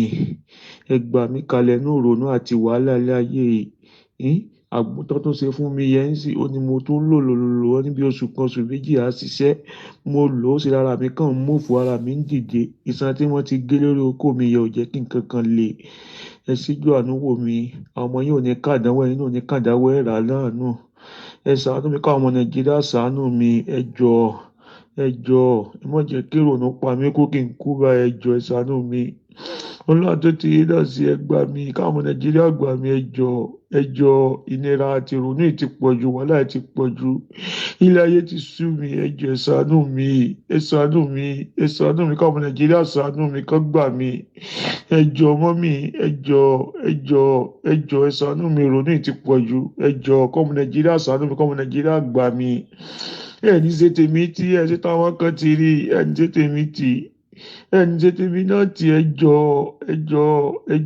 ẹ ṣàánú mi mọ́mì ẹ ṣàánú mi Ọlọ́run bẹ̀ yín ẹ̀rù máa ń bà mí àti pè yín gbà mí mi ò mọ nǹkan tí mo lè bá lẹ́nu yín ìrònú ìpọ̀ ìnira ìpọ̀ ẹ gbà mí tí màá ti ń wètò yín báyìí mi ò fìdùnnú wò rí ṣé ni mo máa ń sọkún tẹ wá ń sọ̀rọ̀ okó àtòbò ẹ jọ̀ọ́ ẹ ṣàánú mi ẹ gbà mí kalẹ̀ ní ìrònú yìí Ọlọ́run á ràn yín lọ́wọ́ ẹ jọ̀ọ́ ẹni ṣe tèmi náà tì lórúkọ Jésù ẹ jọ̀ọ́ mọ́mì ẹ jọ̀ọ́ ẹ ṣàánú mi mà ẹ ṣé gan mọ́mì ẹ ṣé mà o.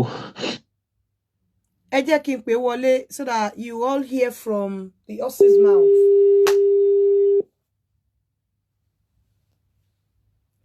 mo mọ̀ pé mo ti gbé máa yín wá rí but at that time I told him pé kó fún mi ní contact the doctor tán láwọn fẹ́ lọ rí ní Ghana. Hello mọ́mí ẹ kálẹ́ o ẹ kálẹ́ o mo fẹ́ kẹ́ ẹ sọ̀rọ̀ nǹkan tó ṣẹlẹ̀ ẹni kí lẹ mí báyìí ẹni oko yín ò ẹni ara yín le ṣùgbọ́n oko yín ò le kí lẹ mí ẹ ṣàlàyé fáwọn èèyàn again. ara mi dìde ìgbà tí wọ́n bá mi ṣe àgbo yẹn wọ́n ní oko ẹranko 3 làwọn bá mi fi ṣe mo lọ yáwó sí ẹni 30,000 ni mo jẹ́ tún ṣe tọ́sí ní gbogbo ara mi ń dìde ara mi ń múfù dáadáa ara mi pé bẹ̀tẹ̀ okó gangan ò le mo wá lọ bẹ́ẹ̀ nìyẹn pé okó yóò le wọ́n ní báyà san tí wọ́n ti ópùn yẹn pé òun ló kọ̀ sí ẹ tó kó yóò fi le pẹ̀lú ara mi ń dìde ara mi ń múfù gidi bẹ̀tẹ̀ okó gangan ò le. so tẹ bá róbò sí okó ò lè wọ òbò. Oko ò wọnú òbò rárá pẹ̀tẹ́ ara mi ń dìde ara mi ń múfù dáadáa oko yìí ò wọnú òbò. tẹ bá wá fi ọwọ́ fa okó yẹn fúnra yín kò ní le náà ó kàn máa rí jọbọlọ ni. ó rí jọbọlọ bẹ́ẹ̀ tí bára mi ṣe ń múfù yẹn ti máa ti fọwọ́ gbó spam máa jáde sùúrù inú ẹ̀. ok tára yín ṣe ń múfù yẹn tẹ bá fi ọwọ́ gbé oko yín spam máa jáde. torí ara mi tó ń dìde yẹn tí máa ti fọwọ́ múfù ẹ̀ tí mo fọwọ́ gbó báyìí spam máa jáde sùúrù máa jáde lára okó mi bẹ́ẹ̀ tó kò lé láti wọnú òbò yẹn. bó ṣe bí tí spam bá jáde ara yín máa wálẹ̀ ṣe tún ní láti dóbò mọ́ ni. ara mi tún dìde náà ní ibẹ̀ tí ládùúgbò mi tí mo wà wọ́n ti mọ̀ sápò ládùúgbò nsìn òkú èèyàn náà ń pè mí nsìn.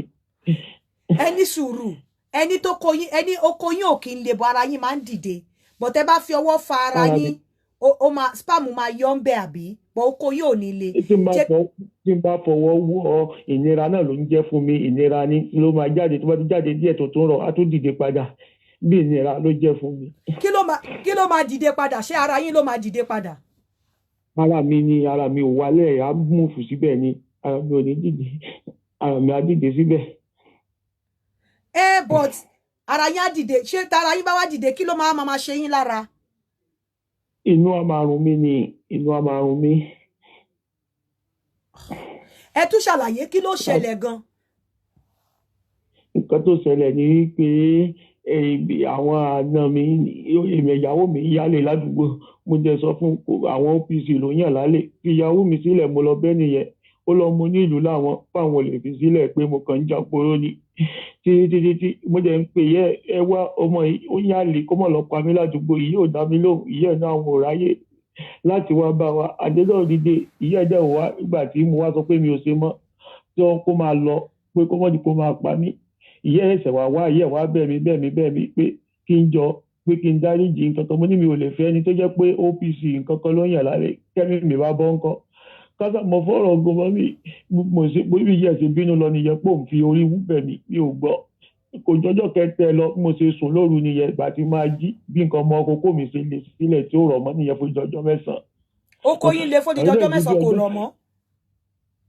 Ó di bí ọjọ́ mẹ́sàn-án ìgbà tó dẹ̀ débi ẹ̀mí mi ni mo ṣe wá lọ sí ọsibítù àwọn ará ọsibítù ga ni wọ́n ṣe mí wọn béèrè owó wọn béèrè kankan kan gbé mi wọ emergency ni mo sì lọ okùn orí okó mi kékeré nìyẹn tó kó yẹn dẹ̀ wálẹ̀ bó kò ṣe lè mọ́ láti ìgbà yẹn nìyẹn mo dẹ̀ ta gbogbo nǹkan tí mo ní mo ta mọ́tò ta gbogbo ẹ̀ mo tó lọ bá dọ́tọ̀ yẹn wọn làwọn máa tún sọ́jú yẹn ṣe ni pé kí n mọ̀ wọ́ọ́rí kí n tó lọ wówó wá mọ́tò tó tó kù sọ mo tó ta mo tó lọ kó bá wọn wọ́n tún wá tún sọ́jú yẹn ṣe àdéhùn náà oko yìí ò tún le mo tún sọ fún wọn pé kíní yóò le wọ́n wá ní kò sí pé kò pọ́sibù fáwọn dọ́tọ̀ káwọn sọ fún mi pé kò ṣeé ṣe pé kò sí nǹkan tó ṣeé ṣe pé Ghana náà ti lè bá mi ṣe pé àwọn afúnmi ládìrẹ́sì ẹni tó lè ṣe lọ́sùtọ̀ ti lè ṣe ń Ghana pé kí n pè wọ́n jẹ́ fún mi ládìrẹ́sì ẹni yẹn ó jẹ́ dọ́tọ̀ Anana Samuel mo jẹ́ pé ìgbà tí mo pé tán ló sọ fún mi pé àwọn á pè mí padà gbàdúrà máa pè mí ó ní 2.1 million ó dárúkọ dọ́làsì yẹn ó ní dọ́làsì làwọn ná Ghana gbà tí mo dẹ̀ máa calculate dọ́làsì yẹn ó jẹ́ 2.1 million owó Nàìjíríà gbogbo mo ti fẹ́ rí kò sí kankan kò sí gbà kó sáwó lọ́wọ́ mi mọ́ mo ti ta gbogbo nǹkan tí mo ní gbogbo ilé babaláwo mo ti di babaláwo gbogbo àwọn olóògùn gbowó lọ́wọ́ mi gbogbo ẹ̀ gbowó lọ́wọ́ mi gbogbo ẹ̀ ti sú mi òkú èèyàn ibi tí mo ń gbé ìsìn ọtí lé mi kú mo ti fọ ikú mẹ́ ìgbà tí tìjú yẹn pọ̀ tó ń pè mí lóko èèyàn pé tó ní nǹkan ọmọkùnrin ti jòkú. báwo làwọn ṣe mọ̀ pé ẹ ní nǹkan ọmọkùnrin. Mo yọ àwọn obìnrin tó máa tì sí mi pé kí n fèlè bá ní mi ò sí wá ní àsopọ̀ ní mi ni ṣé nǹkan kan ní mi wọ́n ń ta àwọn obìnrin sí mi èmi ni mo dá gbé kò sóbìnrin kò sí nǹkan kan wọ́n wá ń ta àwọn obìnrin sí mi àwọn obìnrin ló wá lọ sọ pé ẹni tẹ́ǹtì àwọn kò ní nǹkan àwọn rò pé ó lè ṣe nǹkan kan pòkòbó ni àmọ́ obìnrin tó ti pè tó ti tì sí mi mo sáà ń dínà ìwọ̀n mo ń yọ wọn sílẹ̀ ibi tí gbogbo yàn ti ń gẹ̀ẹ́tì mi ládùúgbò nìyẹn àtàwọn aráàlú débi tí mo ń gbé ibi tí wàhálà yẹn ti ń pọ̀ tí mo fi sáko ládùúgbò yẹn nìyẹn ìgbà tó wá di pé mo pè yín gbà yẹn ẹnìkan àwọn kan tó wá gbọ́ lórí ètò yín pé àwọn dóun mi mọ̀ pé mo pè ní yínká TNT pé àwọn dóun mi mọ̀ ńbẹ̀ pé nǹkan kan ní mo jẹ́ dínà mo lé mi kọ́ àti bẹ́ẹ̀ làwọn ìmọ̀ tó mọ̀. ok tí tóbìnrin bàbá ẹ̀yin jẹ́ látìgbà tí ẹ ti fi ìpoko yín òṣìṣẹ́ ìdẹ ti súnmọ́ obìnrin tóbìnrin bàbá yín fẹnu fa oko yẹn nǹkan ṣé kò ní le. obìnrin ti fẹnu fà á rí obìnrin kan jẹ́ láìkí mi ó ló fẹnu fà á pé ó ṣe kò le rárá kò le ó kọ̀ǹpilẹ̀ pé kí ló dé tó kò yìí ò le òun tó bá mi ṣeré òun tó fẹnu fà á ó kò yìí ò le rárá. Ó ga o. wọ́n ní sọ tó gbé ẹ̀jẹ̀ débi orí okó yẹn gangan ó ní mo ya fọ́tò ẹ̀ránṣẹ́ sí yín ibi orí tó ń tó lórí okó yẹn wọ́n ní sọ yẹn ló ń gbẹ́jẹ̀ wá sí ibi okó tó fi ń le wọ́n lò ní wọ́n gé yẹn dókítà tó dẹ̀ wà ní Ghana sọ pé kí n mọ̀ wọ̀nyí pé kéèyàn mọ̀ lóko gan àwọn á ṣe surgery táwọn awọ́ kókó sí bó simple pé 9 days ni màá lò ní Ghana táwọn dẹ̀ máa ṣe tó máa wà successful pé kí n mọ̀ wọ̀nyí bẹ́ẹ̀ kò ságbára kò sí nǹkan kan mo ṣe ń bẹ ọmọ Nàìjíríà kan ṣàánú mi ìrònú àti wàhálà ìpọ̀ gbogbo ọmọ Nàìjíríà ẹ ṣàánú mi àìlera ìdánwò tó fún máa tọrọ owó fún yín ẹ jọ̀ọ́ ẹ ṣàánú mi ìnira ìpọ̀ ìrònú pọ̀ ẹ jọ̀ọ́ ẹ ṣàánú mi ọmọ Nàìjíríà ẹ ṣàánú mi ẹ jọ̀ọ́ mo bẹ̀ yín ni ẹ jọ̀ọ́ ìnira ìdánwò tọmọtọmọ. ó ga ọ èmi ò mọ nǹkan tá a fẹ́ ṣe sílẹ̀ yìí o. ìjọ ìṣàánú mi o kọmọ Nàìjíríà síjọ àánú wò mí wọn ní ìràdánwò tó fún máa tọrọ owó fún wọn ẹ jọ̀ọ́ o ìnira pọ̀, ìyà pọ̀, ìrònú pọ̀, ìtìjú pọ̀ káàkiri ẹjọ́ ọmọ Nàìjíríà ṣàánú mi o. ok ẹ jẹ́ káwọn ọkùnrin pè wọlé torí èmi ò understand pé ara lè le kókó má le ok mo mọ̀ wípé tí blood ò bá lọ sí ara oko tí blood ò bá lọ sí ara oko ò ní le but tára bá le èèyàn máa feel ẹ̀ lára oko pé oko le bọ̀ báwo ni oko ṣe máa ẹ jẹ́ káwọn ọkùnrin pè wọlé ẹ jẹ́ káwọn ọkùnrin pè wọlé. ara mi ni oko yẹn wá ní ìsan tó gbẹ́jẹ̀ débi oko yẹn mo jẹ́ ti lọ bẹ̀ yá yẹn títí tí yá yẹn fi kú mo ti lọ bẹ̀ oníkélóyè tí mi wà bá wọn tí mo fi lọ sọ́ọ̀sìpítù gbèsè méjì kan bá ṣe mí òmò máa ń bá mo nígbà tó yẹ pé wọ́n á bẹ̀ mí lẹ́kọ̀ọ́ tí mi gbọ́ mo ní bó mo ṣe fẹ́ wá bá yín mo ní nǹkan tó ń ṣe mí nìyẹn ó ní nǹkan tó ṣe mí ò jọ mọ́ ọ̀rọ̀ operation pé okó yẹn kó sílẹ̀ ní púpọ̀ máa fún mi ní bàrà àgbo ni mo máa lò lóko yẹn máa wálẹ̀ ibi tó gbẹ́jẹ̀ wá gangan ibẹ̀ lórí okó tí mo lọ okùn yẹn tó gbẹ́jẹ̀ lọ. hospital tó ti wá ṣe tó bà oko yín jẹ́ kí ló dé tẹ́ ẹ padà kẹ́ lọ fọlọ́pàá mú wọn àwọn olóko kọ́ wà responsible fún hospital tó ti bà oko yín jẹ́ kí ló tẹ́ ẹ lọ. mo lọ bẹ̀ wọ́n ní kí n lọ ra gbogbo nǹkan dín rìfáàsì mi sí Dr. Ayọ̀lá ó ní kí n lọ ra pàpà fẹ̀rí injection mo ra pàpà fẹ̀rí injection yẹn mo ra almost 35,000 náà ta pàpà fẹ̀rí injection yẹn fún mi wọ́n tó gún mi lábẹ́rẹ́ lórí okó sí náà okó yẹn ò le gbogbo nǹkan tó yẹ kí n ṣe mo ti káàkiri gbogbo hospital mo ti padà lọ kì í sọ̀rọ̀ mẹ́rin ni mo ti lọ síbẹ̀ dókítà yẹn sì snipe professor mo kàn forúkọ bò wọn láti rí ni. ọmọ ọdún mélòó lẹni tó ń sọ̀rọ̀ yìí. 47 ni mí. 47 okó dẹ̀ lè gbàwó lóko yẹn tí wàá ṣiṣẹ́ gbẹ̀yìn. At 18 years báyìí ni o. How many years? Ó ti lọ bí 17 sí 18 years báyìí sí. Ó ṣe wá jẹ́ nísìn lẹ́ṣẹ̀ wọ̀ṣẹ̀ wá ń káràmásìkí ẹ̀ okó tí ẹni sùúrù o okó tí ò ṣiṣẹ́ for 17 years ó ṣe wá jẹ́ sìn lẹ́ṣẹ̀ fẹ́ kú ó ṣe wá jẹ́ sìn ní ẹni sùúrù. Okay. Okó tí ò ṣiṣẹ́ for 17 years ó ṣe wá jẹ́ nísìn lẹ́ṣẹ̀ fẹ́ kú nísìn aládùúgbò yín ṣẹ̀ wá mọ̀ wípé okó yín ò ṣiṣẹ́ for 17 years why now tó ṣẹ̀ṣẹ̀ wá mọ̀ okó yín ò ṣiṣẹ́. Mo hospital tí mo kọ́ lọ wọ́n ní kí n ní sùúrù àṣìṣe mo dúró fún bí ọdún 5 kò ṣiṣẹ́ mo tó fi padà lọ mo tó padà lọ síbẹ̀ náà wọ́n tún sọ pé nǹkan táwọn ṣe yẹ pé tó bá ti jìnnà àṣìṣe gbogbo yẹn ni mò ń ṣe káàkiri oníṣẹ́ pípẹ́ tó báyìí. ó ṣe wá jẹ́ ẹni sùúrù ókè gbogbo ìgbà tí ò ṣiṣẹ́ yẹn náà ṣé wọn ò fobìnrin try yín ni ó ṣe wá jẹ́ sí náà fobìnrin try yín tí ò ṣiṣẹ́ ó ṣe wá jẹ́ nísìn. àwọn èèyàn ò fura sí mi tẹ́lẹ̀tẹ́lẹ̀. no gbogbo ìgbà yẹn ṣé wọn ò fobìnrin try yín fobìnrin try yín ni náà ṣé gbogbo ìgbà yẹn wọn ò fobìnrin try yín ni. wọ́n fobìnrin try mi ò ṣe nǹkan kan pẹ̀lú obìnrin. so kí ló wá dé tó fi wá jẹ́ pé ìsìn tẹ́ wá ṣe nǹkan kan pẹ̀lú obìnrin ló wá fẹ́ di ìtìjú tẹ́ fi wá kúrò lé ìgbà yẹn náà ẹ̀ ṣe nǹkan kan pẹ̀lú obìnrin kí ló dé tí wọn ò bú yín gbà yẹn wọ́n ṣe wá ń bú yín sìn. ẹ ṣe mọ́mì mo gbóbìnrin kan sílé ìyẹn náà ti bímọ 4 ìyẹn bá mi gbé ìyẹn náà ò mọ̀ kankan ìyẹn ò kàwé kò mọ̀ kankan kò mọ̀ ń pa pé ránṣẹ́ẹ̀sì yàn àjọgbé odidi bí ọdún bíi 10 lèmi àtìyẹ́ fi jọ gbé òjò ọdún 10 lèmi àfìyẹ́ jọ gbé yìí ò mọ̀ nǹkan tó ń jẹ́ sẹ́ẹ̀sì yìí ò láìkí sẹ́ẹ̀sì tẹ́lẹ̀. báwo lobìnrin ṣe ẹni sùúrù yín kálẹ̀ ń bá sọ̀rọ̀ yes ma. ẹ gbé obìnrin sílé for 10 years so for that 10 years torí pé kò mọ obìnrin tó lọ gbé nílé ọkùnrin ọmọ ọdún mélòó lobìnrin yẹn. ọmọ bẹ́ẹ̀ tí nǹkan tó ṣẹlẹ̀ ni pé ṣe rí oko. ẹ máa dá mi lóhùn nǹkan tí mo béèrè lọ́wọ́ yín ọmọ ọdún mélòó lobìnrin tẹ́ gbé sílé for 10 years. ọmọ àti tó bí 28 or 30 years nígbà yẹn. ọmọ mélòó ló ti bí nígbà yẹn. ó ti bí ọmọ 3 ma. kí ló ẹ lọmọ 4 ẹ tún ti ní 3 sìn. no 3 ló bí 3 ló bí. ok kí ló dé tẹ ọmọ tí ó bí obìnrin tó bí ọmọ 3 kí ló dé tẹ fi wá sọ pé kò mọ nǹkan kan nípa sex débi pé ó máa wà pẹ̀lú ọdún 10 ẹ wà ní dóra yín. ẹ ṣe máa ṣe rí tó bá ti iṣẹ́ tó bá ti lọ ní ìdájí aago 4 ló ti máa ń lọ. so for 10 good years ló fi ṣe irú nǹkan báyẹn for 10 good years ló fi ṣe irú nǹkan báyẹn for 10 years tó wà lọ́dọ̀ yín ló fi ń jí lọ ní ìdájí ẹ̀dẹ̀ dóra yín for 10 years. bẹ́ẹ̀ ni mo ń gan ọmọ bẹ́ẹ̀ tí mo máa ń sọ̀kì ẹ̀ tí máa kíìsì òbó for ẹ̀ tí ó jẹ́ pé 10 ààrẹ years máa wálẹ̀. fọkọ́ sínú òbú ẹ̀ kò dẹ̀ mọ̀ kò fúnra. kò mọ àti kékeré ohun orí òun láti ṣẹ́ẹ̀sì láti ilẹ̀.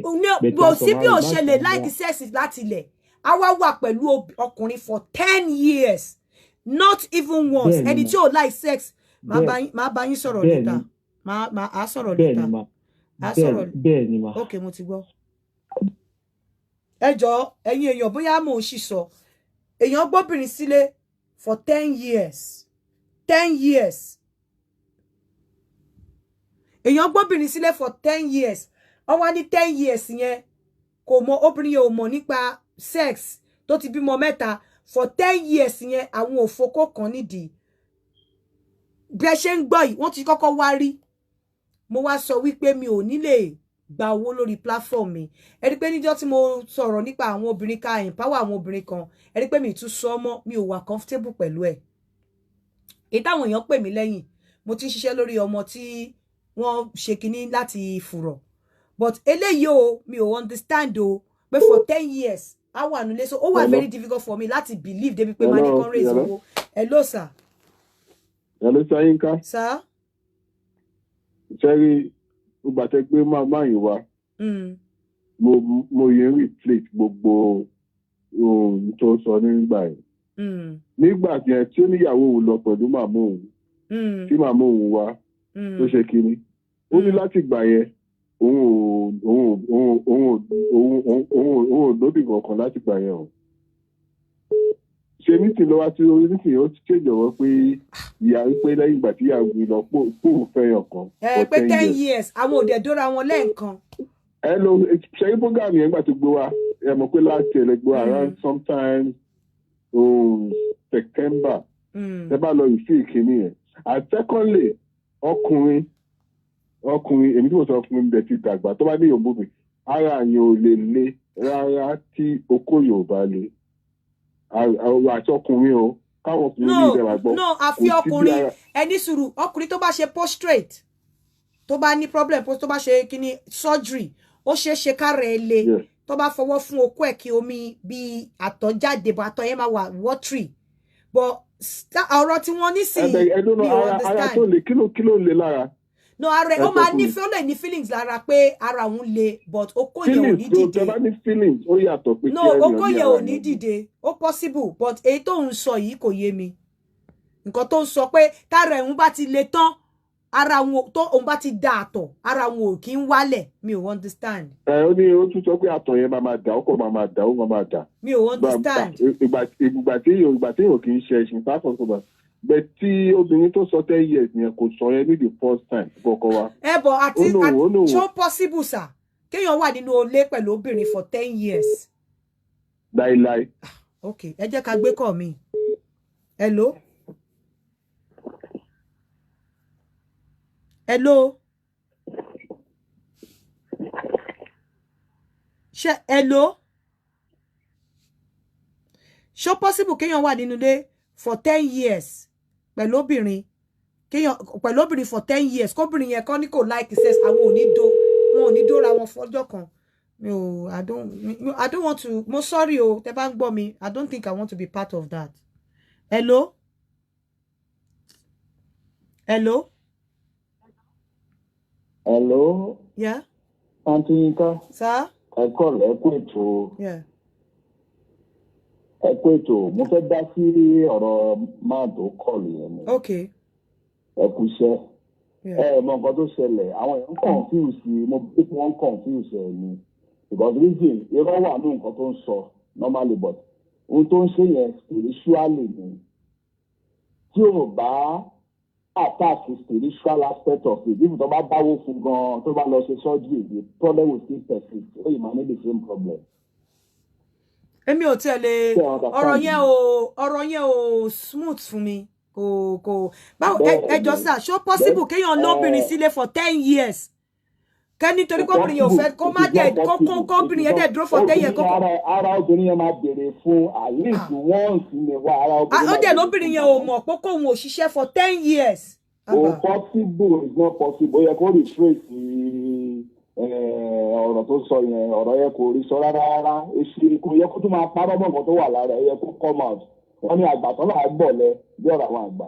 Mo sorry èmi ò tó bá wà bẹ́ẹ̀ kó máa gbọ́ bóyá kó lọ sí platform mi I won't do that on this platform àwọn èèyàn tó wà ń bí báyìí wọ́n mọ̀ pé mo ní integrity mo dẹ̀ ní credibility I will not do it on this platform. so irú máa tó kọ́ náà sì tó kọ́ ọ̀tọ̀ ń sìn tó kọ́ lè irú máa yẹn wọ́n ṣe mistake ara ọkùnrin lè dìde fẹ́ kó kọ́ ní move náà ara ọkùnrin lè dìde kó kọ́ ẹ̀ máa move I know èmi mọ̀ pé yẹn lè ṣẹlẹ̀ but ti 10 years yẹn mi ò wà comfortable pẹ̀lú ẹ̀. kò possible ọlọ́run ọ̀pọ̀. mi wà comfortable ọ̀rọ̀ yẹn ò hard up mi dẹ̀ fẹ́ tí bá fẹ́ gba owó mo fẹ́ káwọn èèyàn lè believe mi kí lè justify owó tí mo gbà mi ò lè ṣe lórí platform mi mo sorry.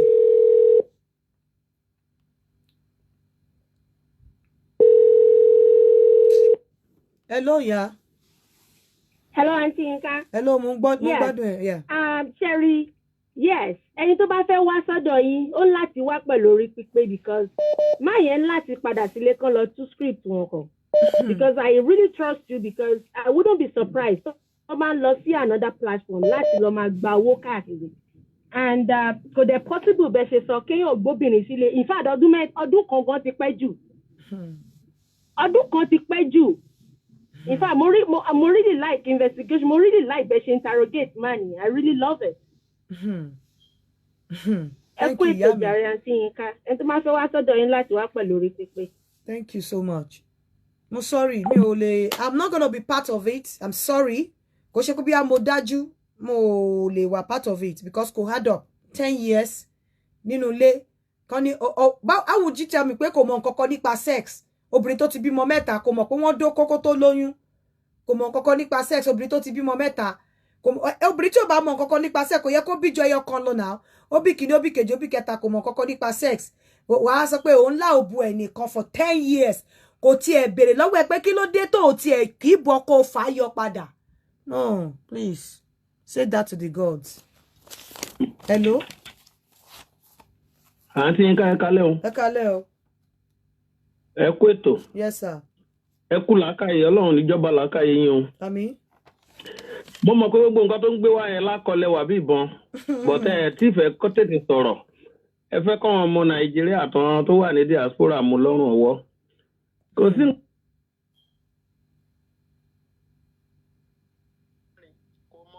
Máa flashback. Ẹ tún wá throw question yẹn sí after some minutes. Ó tún wá sọ fún yín pé mẹ́ta. Ẹ tún wá ṣàánú ẹ tún sọ fún pé mẹ́ta àbí mẹ́rin. Okay, ṣẹ́yìn náà gbọ́ mẹ́rin. Ṣé gbọ́ mẹ́rin? Ẹ ló sà ṣẹ́yìn náà gbọ́ mẹ́rin. Ẹ ló sà.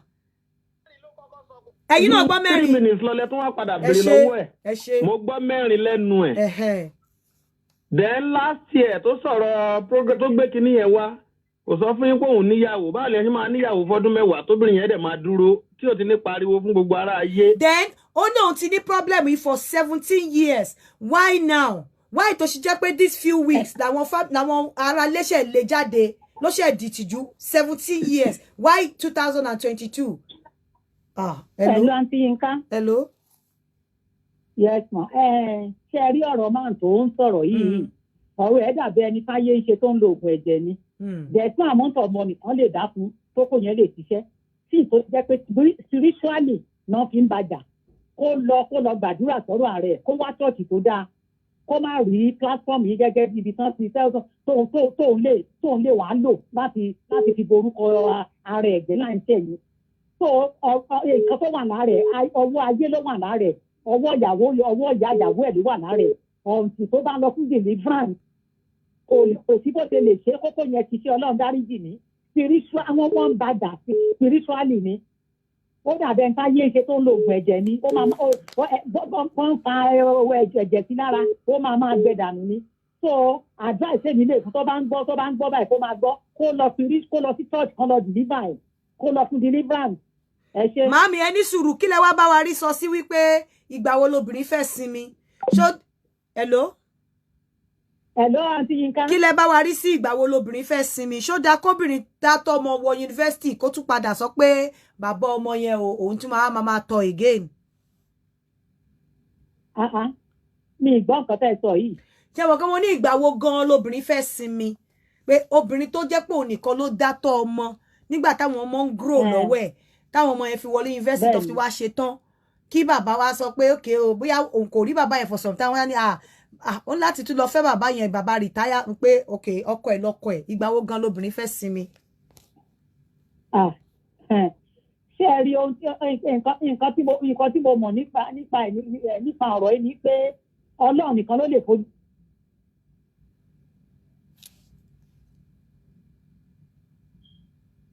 wọ́n ti lọ bóyá credit wọn ti tán. Anyway, I'm sorry, I'm not able to continue with your case. It's so sad, it's pathetic, but unfortunately, at this junction, I cannot continue with it. Hello, sir. Hello, yeah, me Ekale. Ekale, Baba. Yeah, I'm sorry to say, it's not straightforward. Man, it's not straightforward. Because gbogbo ọ̀rọ̀ tó ń sọ kò dánmọ́rán. Nigerians problem why is it after 17 years old ṣàwá pọ̀ sí. Exactly. It's been there since 17 years. Jonathan tó sọ̀rọ̀ ń jọ yẹn because mo gbọ́ last program ó ní ìyá ìyàwó òun ló sọ òun dì bẹ́ẹ̀. Bẹ́ẹ̀ ni ohun tó sọ lálẹ́ iná nìyẹn. Ó sọ pé yà èso tó wá dálé ẹ̀sìn olóhùn wà nílé pẹ̀lú ìgbàtà wa ń di wa náà wà nílé for 10 years. It's making me not to believe him. Oh, one leg by Lobro also then the woman does not know where only do only malfunction erectile malfunction. But why is it now? Why is it now that Oko suddenly become an object of ridicule? Why now? It's been there for 17 years. So why now? Why to check when this is not le kuro le? Why to check when it's now a subject of ridicule? Why now? This thing has been there. Hello, ma. Hello, Aunty Yinka. Mo ń gbọ́ yín mà. Mo ní Ọlọ́run ló lè fún àwọn obìnrin nísìnyí. Torí tá a bá kò bí ọmọ tá a tọ́ láti bẹ̀rẹ̀ wá. Tá a tọ́ láti ọmọ ọwọ́ tó bá dàgbà. Lélẹ̀ tèmi mọ̀ ni o tó bá dàgbà tó sì ń bímọ a sì máa tọ́jú ẹ̀ náà ni. So títí dọjọ́ tóbìnrin máa tẹ́rí gba sọ. Nǹkan tí mò ń sọ ẹjọ́ máa ẹ má bínú. Ṣé obìnrin tó dátọ́ ọmọ jáde yunifásitì tí kò ní olùrànlọ́wọ́ tó dẹ̀ ní ọkọ bóyá ọkọ jẹ́ bí òkú ayé ẹmọ̀ tí ó kàn ṣá lọ́kọ ẹjọ́ nítorí Ọlọ́run ṣé ẹ fi pé ọkùnrin yẹn sì deserve obìnrin yẹn ní time tí àwọn ọmọ yẹn bá ti dàgbà tó ti lọ sí yunifásitì ṣé ọkùnrin yẹn sì deserve obìnrin yẹn.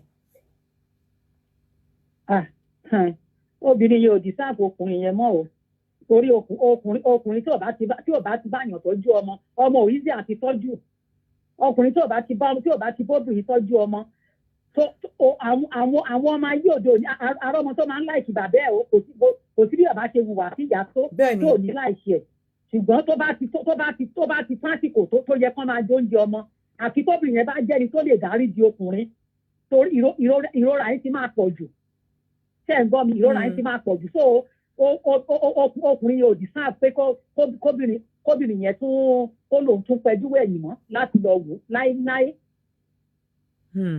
Okay, ma, Eshema. All I want to say is that unfortunately at this junction I can't continue with the man's case. I'm not comfortable to raise any money on my platform. I'm sorry about that. So I put mo ti offend yín.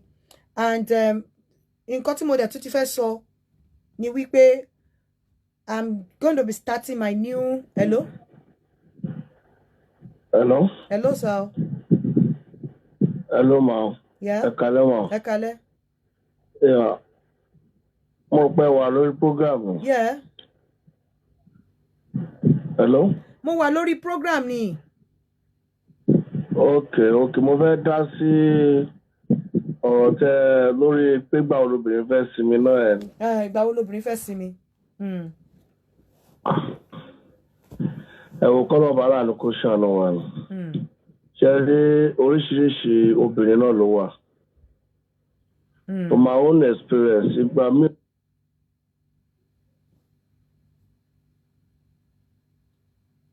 Ó ti wàhálà tẹ́rí ọ̀pọ̀lọpọ̀ bára wọn. Kò ṣe gbogbo ọkùnrin náà ni ó bàjẹ́ bẹ́ẹ̀ náà. I have not said gbogbo ọkùnrin ló bad. The ones that choose to be irresponsible, you cannot. No, what? If a man is not responsible, if he doesn't help you to look after the children, it's not worth your love. Sure. Yeah. Sure. It's not worth your love. It's not worth your attention. It's not worth that after looking after the children. Hello? What? After looking after the children, you want to told you about retirement. I don't care how anybody says it, but I'm just saying it. A man told you more what love. You are not going to stop the children from communicating with their father. You're not going to stop the children from having relationship with their father. We can even go the children will still know you. So let alone but I'm just saying it. Obìnrin ò gbọdọ̀ máa jẹ ìyà. Obìnrin ò gbọdọ̀ máa jẹ ìyà. Ayé tí obìnrin ti máa jẹ ìyà ti kọjá lọ in the name of kí làwọn èèyàn máa sọ ilé èèyàn má ti wà nílé ọkọ èèyàn darúgbó. And at the end of the day, wàá rí pé o wà happy.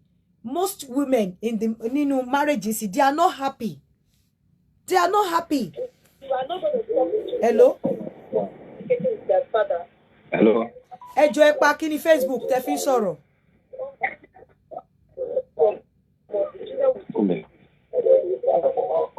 Hello?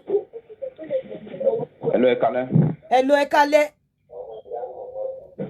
Hello. Hello, Ekale. Yeah. Network. Mo ń gbọ́ now. Go share network. It's because you want to listen to me and listen to your Facebook at the same time, which is not possible. Hello? Hello? Yeah? Hello? Ẹ pa Facebook yín, otherwise I will block this number now. Can you turn off your Facebook? I don't know why you people behave like this. You want to listen to the Facebook and listen to me at the same time. We should use our brain now. They can share literate. You want to listen to me and you want to listen to your device. It's not possible. You have to switch off the device and listen to me. To bá dé ti listen to me ton, wá tún lọ ton padà. Otherwise, I come ma clash ni. Yeah, for those of you, and you turn fast, Joe. Ready to wear by Abeni. Follow on lórí Instagram. Ready to wear by Abeni. And you can call lórí WhatsApp. Lórí +234 810 917 6616. +234 810 917 6616. Ready to wear by Abeni. Hello. Hello, Auntie. Yeah. Ẹ káalẹ́ o. Ẹ káalẹ́ o. Ẹ pẹ̀lẹ́ kú ètò àti Nàìjíríà ni mo ti ń pèrò ní Abuja. Okay. Yes, mo fẹ́ sáré clarify nǹkan because mo rí pé bẹ́ẹ̀ ṣe ń béèrè ìgbà tó bìnrin máa sinmi yẹn.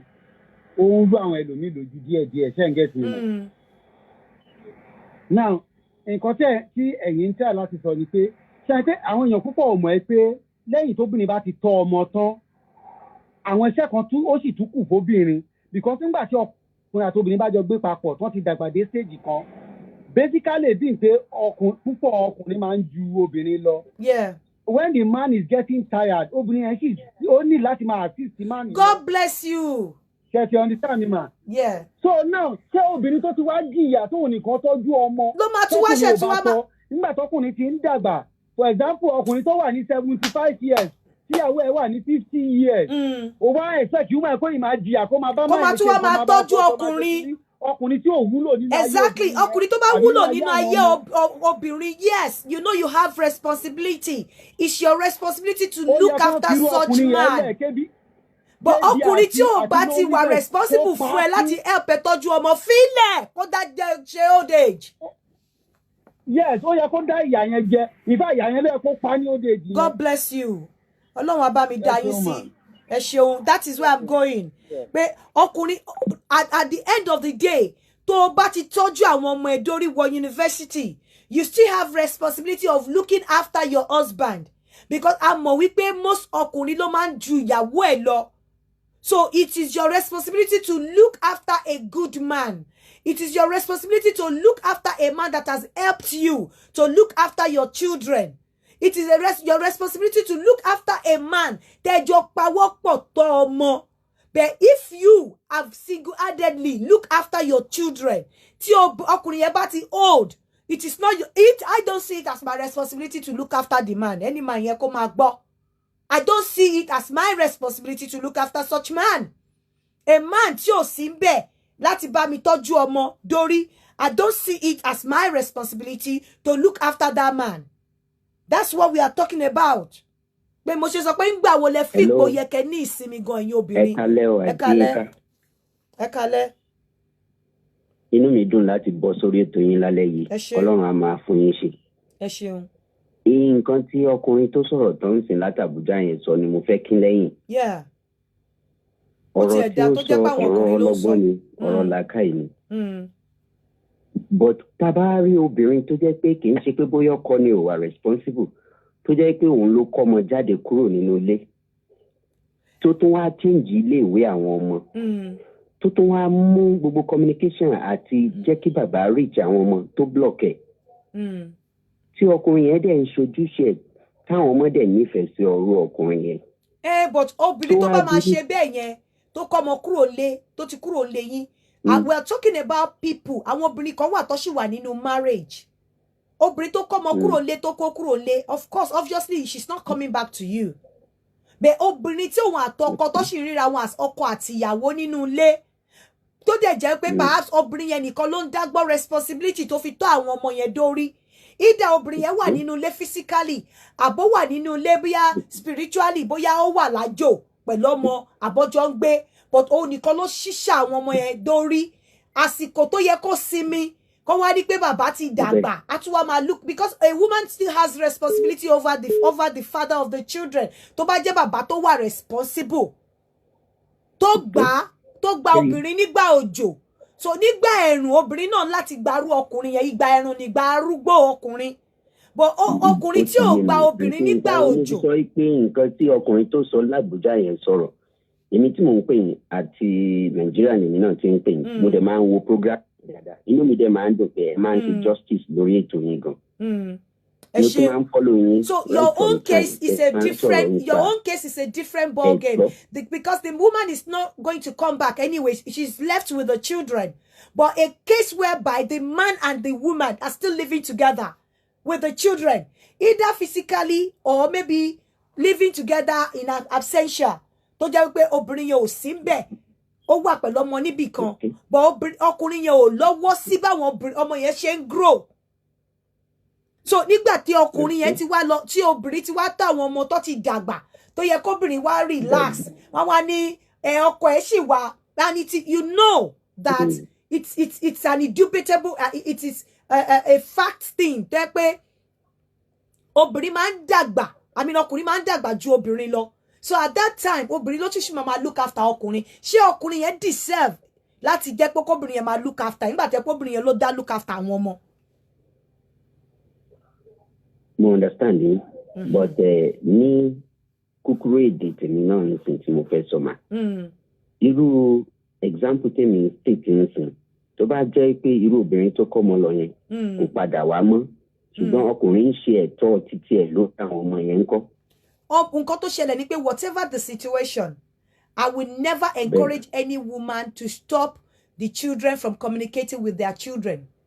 Any bàbá tó bá fẹ́ ṣe, tí obìnrin bá ń stop ẹ̀ from ṣíṣe, obìnrin yẹn ń ṣe ra ẹ̀ ni.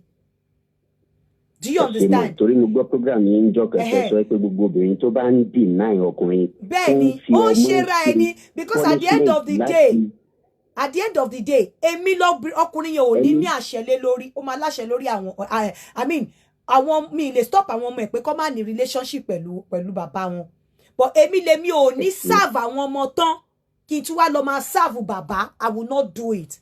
I will only serve a father that served me. I will serve a father that was there for me when I needed him with the children. But a father tí ò sí ńbẹ̀, I will not serve such father. That's my stand, and I don't think any woman should do that.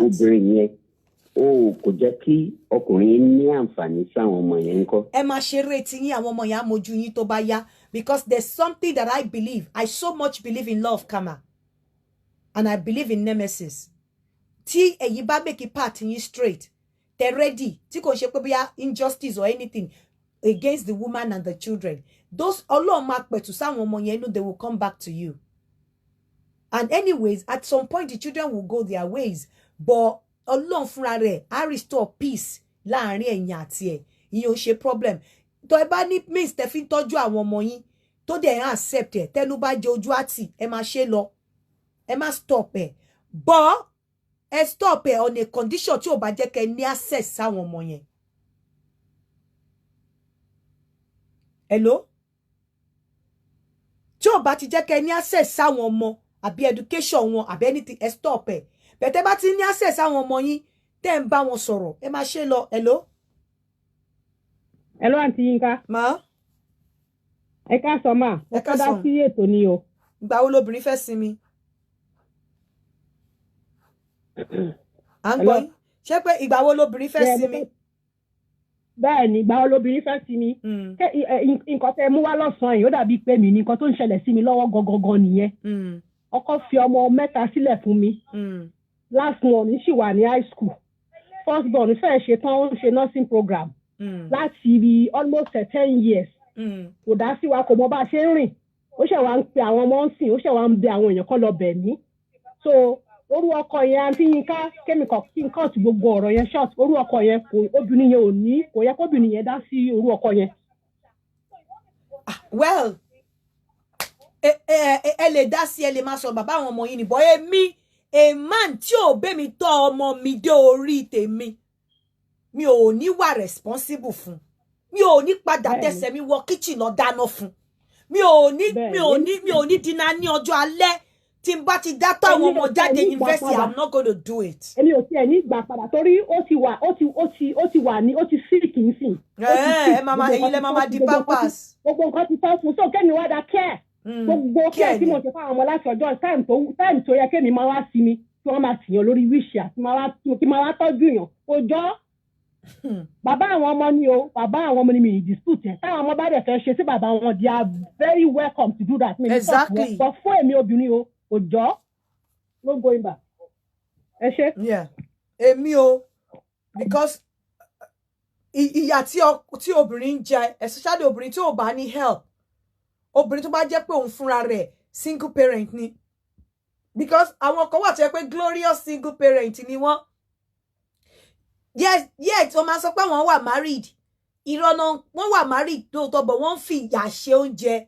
Àwọn ó wà married, ìwọ ló ń tọ́jú àwọn ọmọ, ìwọ ló mọ báwọn ọmọ ṣe ń jẹ, ìwọ ló mọ báwọn ọmọ ṣe ń wọṣọ, ìwọ ló mọ báwọn ọmọ ṣe ń lọ sí school. You do all of those things again.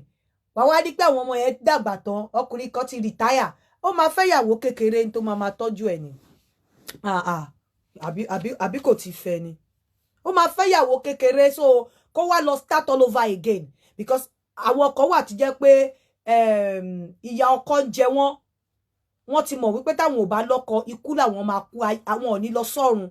Á rírú àwọn obìnrin, irú àwọn ọkùnrin bẹ́ẹ̀, wọ́n á rírú àwọn obìnrin yẹn. But àwọn ọkọ tó jẹ́ pé the pain to claim you are married and you are the only one looking after your children.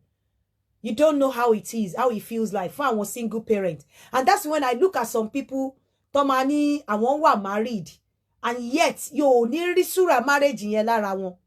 Some women are not even proud láti sọ wípé àwọn wà married. How can you say you are married? Your man is not responsible for you. Your man is not responsible for àwọn ọmọ. Your man is not doing anything. The man has nothing tó lè fi sílẹ̀ pé òun ṣe fún ẹ, and yet you claim to be married. What kind of marriage is that? Who is deceiving who? Don't deceive ara ẹni, you're not married. So you pass through all of those again. Wàá wá sọ pé nígbà tí ọkùnrin obviously ọkùnrin máa dàgbà ṣáájú ẹ, wàá wá ṣẹ̀ṣẹ̀ wá sọ pé ìyà slavery ni. Slavery. Ẹ má tọra yín, slavery ni. You better wake up from your sleep. I don't know, it's up to you, but I'm just talking generally. Pé nígbà wo lobìnrin fẹ́ sinmi. At times Ọlọ́run máa fún yín ní sinmi nígbà táwọn ọmọ yín bá ti dàgbà. But because of your hello? Okay, ẹ jẹ́ kí n pa Facebook mi. Mi ò gbọ́ Facebook ẹ máa sọ̀rọ̀ yín lọ. Mo ní mo fẹ́ dá ṣètò mi mà. Nígbà wo lobìnrin fẹ́ sinmi? Ìgbà wo lobìnrin fẹ́ sinmi? Mo dúpẹ́ lọ́dọ̀ Ọlọ́run fún bàbá tí mo ní àti ìyá tí mo ní. Bàbá mi tọ́jú wa, ó dẹ̀ tọ́jú ìyá mi dáadáa. Nígbà tí dájú mi dẹ̀ tó dẹ̀ sick, mọ́mì mi dúró tì wọ́n. Ọkùnrin tó bá tọ́jú ìyàwó àtàwọn ọmọ ìlú ó ń dúró tì mà. Kò ní ìdíkó bẹ́ẹ̀ kọ́kọ́ padà sí ní ìyà láti tọ́jú ọkùnrin. Òun mo ní kí n dá sí mà. Ẹ ṣeun. Ẹ ṣe. So, nǹkan tí mo mean nìyẹn o. What of the mother that abandoned children for man alone without any violence? Even if your woman has abandoned the children fún wọn alone, look after the children, keep an open mind, but let me tell you this. Either you like it or not, love yourself as well. You know why? Because the children will still go back to their mother. Bond, surely placenta to so ya àtọmọ pọ̀ yẹn Ọlọ́run ló mọ bí tó ti wá. They will still go back. Wọ́n máa ṣì ní relationship pẹ̀lú màmá wọn. Bàbá náà ni mo lè sọ pé boy ìyá wọ́n ṣì máa ní relationship. So mo ní pé kó má look after the children, but whilst you are looking after the children, also look after yourself. Look after yourself and look after the children. And don't have it at the back of your mind that those children will still go back to their mom. Wọ́n lè má jọ lè ní pé bí wọ́n fẹ́ jọ gbé o, but tó bá di pé àwọn ọmọ yẹn ti ń lóyún, wọ́n ti ń bímọ, wọ́n máa ní soft spot fún màmá wọn. So you don't have a choice, options. Okay, ṣó fẹ́ mú màmá wọn padà wálé so that tó bá yá gan tó bá ṣọ́ra ó lè lose màmá àwọn ọmọ yẹn padà sọ́wọ́ màmá wọn. Àṣẹ Ọlọ́run ni the bond tó wà láàrin ìyá àti ọmọ ni. Ó lè lose àwọn ọmọ yẹn padà sọ́wọ́ màmá wọn. So tó bá feel wípé chance sì wà tí ìyá náà dẹ̀ sì fẹ́ dúró tì ẹ́, you can come back together. But I don't think, I am of the opinion that any mother to single-handedly look after the children, a man does not deserve the love. Ìfẹ́ ọjọ́ alẹ́ kan kò deserve it. Hello. Ẹ kálẹ́. Ẹ kálẹ́ o. Okay, yes. Èmi mo pè lẹ́ǹkan látàbújá, mo ti fẹ́ sáré sọ nǹkan fún yín. Mo ń gbọ́. Now, ṣẹ́rí lórí ẹni tó sọ̀rọ̀ kẹ́yìn láìpẹ́ tó béèrè pé what of obìnrin tó kọ́ ọmọ lẹ̀ fọkùnrin. Ṣẹ́rí èmi tí mo ń bá yín sọ̀rọ̀ iṣẹ́ ń gbọ́ mi mà. Bẹ́ẹ̀ni. Obìnrin tí mo kọ́kọ́ fẹ́ nígbà tẹ́mi pẹ̀lú ẹbí àkọ́bí wa tọmọ yẹn wà ní 2 years and 1 month. Ṣé ń gbọ́ mi mà? Lady yẹn fi lélẹ̀ ó fi ọmọ kalẹ̀ sílé ó dẹ̀ lọ. Èmi nìkan ni mo dá ọmọ yẹn tọ́jú fún 7 years. Ìyá mi gan bẹ̀ mi ń gbé fún. Màá jí láàárọ̀ kùtùkùtù màá wẹ̀ fọmọ yẹn múra dáná ṣe noodles. Màá sáré gbé lọ sí school, màá lọ síbi iṣẹ́ mi, tó bá ti tún close, màá sáré màá lọ gbé, màá wá gbé tira níbi iṣẹ́, tí n bá ṣe tán, àtújọ máa bọ̀ nílé. That is how parents you reason. When tọ́nà máa ti fúnyàn ní ọmọ, ó yẹ kí èèyàn wò pé bó ṣe lè wù kí situation yẹn burú tó. Ẹ̀tọ́ mi ni láti ṣe nǹkan tó yẹ kí n ṣe lórí ọmọ ẹ̀. The moment you are ready to do that, go see the situation yẹn ṣe burú tó, the Lord will continue to help you to achieve it. But the moment you turn a deaf ears and a blind eye to it, do what you want to do. Ìyá ẹ̀ ń dó díẹ̀ lọ́jọ́ alẹ́. Ìyá mi bí mi, ó tọ́jú mi, kò gbé mi fún yàn tọ́. Nígbà tí èmi àti ìyàwó mi wá fẹ́ra wa ta wá bí tiwa torí rádaràda tó ṣẹlẹ̀ kí n wá gbé ọmọ padà lọ fún ìyá mi kó ṣe máa bá mi tọ́jú ẹ̀. Ìgbà wo ni ìyá tèmi fẹ́ sinmi? Exactly. Ìgbà wo ló fẹ́ sinmi? Èmi ò tiẹ̀ gbọ́mọ mi sílẹ̀ fún ìyá mi torí. Òun rán mi kí èmi àti ìyàwó mi bí ọmọ. Tí ìyá ní ìyá tọ́jú èmi dàgbà, màá tún wá bí ọmọ tó máa lọ gbé ọmọ tèmi, màá lọ gbé fún ìyá mi kó máa tọ́. I told my mother I'm not giving you this child. Èmi mo bí. So ẹ jẹ́ kí èmi àti ẹjọ́ jìyà yẹn, èyí ti jẹ̀yà ti yín lórí wa. Kì í ṣẹ̀tọ́ yín láti wá máa jìyà lórí ọmọ táwa bí. And thank God lẹ́ni mo ti fẹ́ ẹlòmíì. Ọmọ tí mo dẹ̀ ń sọ yìí, ó ti wà ní over 16 years báyìí. Tí mo dá tọ́ for 7 years and we are happily enjoying ourselves now. Síbẹ̀síbẹ̀ mi ìdẹ̀ dìbà ẹ̀ láti máa rí ìyá ẹ̀. Because you can't stop it. But you one can't. Day, ìyá àmọ́ ẹ̀ pé nǹkan tó ń ṣe yẹn kì í ṣe nǹkan dáadáa because especially with mothers, you can't stop, especially with their mom, you can't stop it. Yes. You can't. Àwọn ọmọ lè decide pé àwọn ọmọ fúnra wọn lè rí pé màmá mi ló tọ́jú mi kàn dísà láti má fẹ́ ní relationship pẹ̀lú bàbá wọn. You can't force them. As long as nobody wà tó ẹ pé wọn ò sí underage, you can't force them. Yes. But you Yes, father, that's why I'm saying when you look after your children or after your child as a man, you also need to look after yourself. Because no matter what you do, I know you most of the time you want to remain in marriage because of your children. But no matter how you try and no matter what you do, those children will prefer and they will still look after their mom before you. So once you're doing it, you have to do it with your brain, do it with your head. I am not saying you shouldn't do whatever you want to do. You shouldn't look after your children. But as much as you want to look after your kids, look after yourself as well. It's very, very important. Thank you. Thank you. So, ẹ jẹ́ kí n máa fi ìsìn ṣe àlọ. Mo sọ pé mo ní fẹ́ kí ètò yẹn pẹ́. Àwọn ètò kan wà tó máa gbé ski. Ẹ ti rí pé mo ti ṣe update lọ lóríṣiríṣi. By next week, we will start all of those ètò. But mama drop. Adé máa ṣe àwọn ètò kéékèèké bá ṣe ń ṣe. Ẹ jẹ́ kí n máa fi ìsìn ṣe àlọ. Gbogbo ẹ̀yin tẹ́ fẹ́ wà interested nínú insurance, life insurance, plan, death plan and all of that. Please call Sister Foluke on +44 7961 619 48110. +44 79619 48110. So ẹ jẹ́ kí n máa fi ìsìn ṣe àlọ. A tún máa pàdé láyé àti àlàáfíà. Ire o, obìnrin, and láti sinmi. And stop bugging your husband. Stop bugging your husband over your family issue. Stop forcing your husband to look after your parents, your siblings. Hello. Hello, ma. Yeah. Hello. Ma. First time I join program here, ma. And I'm going to let the program in Igbawo. But one thing to convince me about this program is, me and the family me I was in US like 6 years ago. So I'm about to run things, and we allowed my husband to go and run for his document. We both agreed. We went for divorce and stuff like that. Along the line, because so, it's divorce. Because it's divorce, nítorí pé ó fẹ́ gba document. Nítorí fẹ́ ṣe we agreed on it. Ó dẹ̀ promise me for my document, which I feel like when I'm coming back to Nigeria, I will be fine. We agreed. Oh my God, woman. They are not babies then. My first born was 12 and the brother was around 10. So my daughter, all of a sudden, I was like, what's going on? So I tell the woman, block number immediately. You know, I can better that because me check any more bushing law. So we must sing upon the lemo and got talking one closet. After 2 weeks, so while I kill on Shelley, only a person more phone go to power room, see paying to them or Arabi, when you can see one. Open the job on lobby share, when I do my father was say or door. Only on what is a phone about any weekend.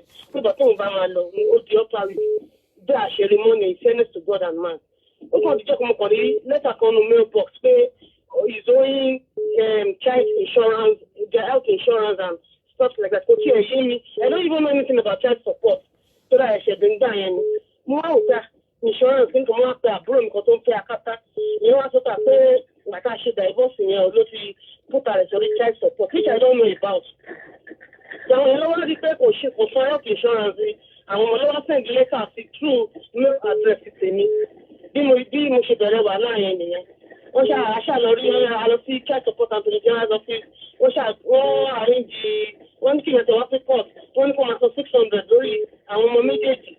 600 every month. That is all. He doesn't talk to us, he doesn't talk to the kids. Okay, on party birthday, before God and man to feel love. Now my daughter will be graduating next month. In high school. Oh my fakata yẹn ni. Ma? Oh my fakata yẹn ni. Ọmọ ẹ̀jẹ̀ ṣe ọlọ́ bọ́lá ṣe máa ń ṣe nǹkan láyé yìí ọlọ́run ó yé ọlọ́run akẹ́kọ̀ọ́ tó lọ fẹ́ gan wọ́n ti padà divorce ní wọ́n wà ní oríṣiríṣi pẹ̀lú akẹ́kọ̀ọ́ tó lọ fẹ́ lòmí lòyún tó ẹ̀rọ mọ̀rọ̀ ìlú yìí wọn ò tó ń tẹ̀kì tó ẹ̀rọ jẹ́ ní òkè ẹ̀kẹ́ kí ẹ̀. Bọ̀ nǹkan tó ń ṣe ní sìn pé according to nǹkan tí à ń sọ̀rọ̀ lé lórí pé ẹjọ́ olóbìnrin fẹ́ sinmi tí ọkùnrin bá fẹ́ padà wá and stuff like that.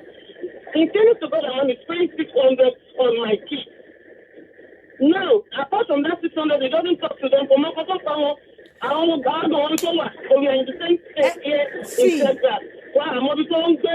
know what? You know what? Last month, lady come up to send a message to me Facebook. Me, only thing I was like, who are you? Only shower, I don't have a business with you. Mommy, he's not there for the baby. That is your problem with him. It's none of my business. See, so now, next month. Now you take 600 to your man for support. See, on what directly. Now, see what if I take support in things of like 8 months. Because of the problem for you there. She shut down on the trade, so we can't take that support. So now you 600 to your man that. See the support, I'm on comfort. So maybe I'm on no movie don't get I'm on comfort.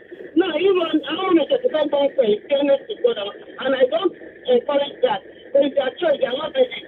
What about treat that case? No, actually. But somebody like me now, she was really not that bad. I can accept it because you are paying 600 tax support. Is it helping me? Because 600 is never a government point. Anybody drive at me say I can call me. Me mo be ten drive at. Hello. Hello. I'm going ìyá mi. Program ni ẹja fẹ́ dá ṣètò ni o. Yeah. Mo ń gbọ́ yín. Hello ma. Mo ń gbọ́ yín, mo ń gbọ́ Hello yín. ṣàlè dá ṣètò kíákíá kẹ́ tó round up. Àmọ́ ti fẹ́ round up àìṣe join program ni o. Bẹ́ẹ̀ni. Ẹ dá sí ìgbà wo lobìnrin fẹ́ sinmi ẹ dá sí. Ká fi yín kásẹ̀ lẹ̀. Ìgbà wo lobìnrin fẹ́ sinmi Ọlọ́run ló ní ìsinmi obìnrin lọ́wọ́.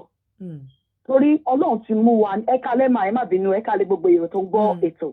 Quick one tí mo fẹ́ sọ ni pé Ọlọ́run tó dá wa ó ti mọ̀ pé obìnrin ni wa. Kò sígbà tóbìnrin ní sinmi. Àti tá bá bímọ o, tá bá di grandma o, iṣẹ́ continue.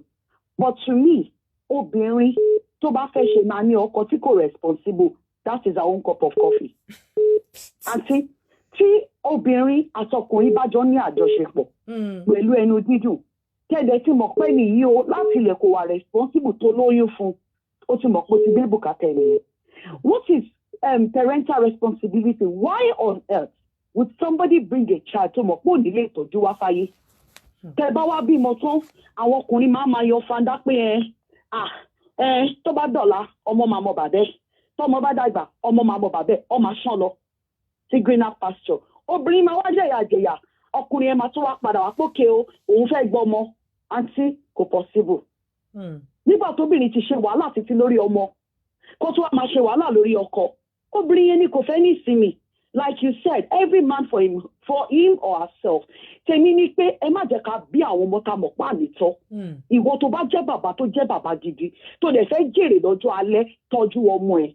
Ìwọ ìyá tó dẹ̀ mọ̀ kó fẹ́ jẹ́ ìyá gidi tó fẹ́ jèrè ọmọ lọ́jọ́ alẹ́ tọ́jú ọmọ ẹ̀. Bíbélì gan sọ pé a kọ́ nípa tèmi pé mo ṣe wọn tí mo lè ṣe. Because single mother, single father, everybody has a story to tell. Yeah. But ẹ jẹ́ ká jọ tá bá mọ̀ pa ní ọmọ tá fẹ́ tọ́ ẹ má jẹ́ ká bí wọn.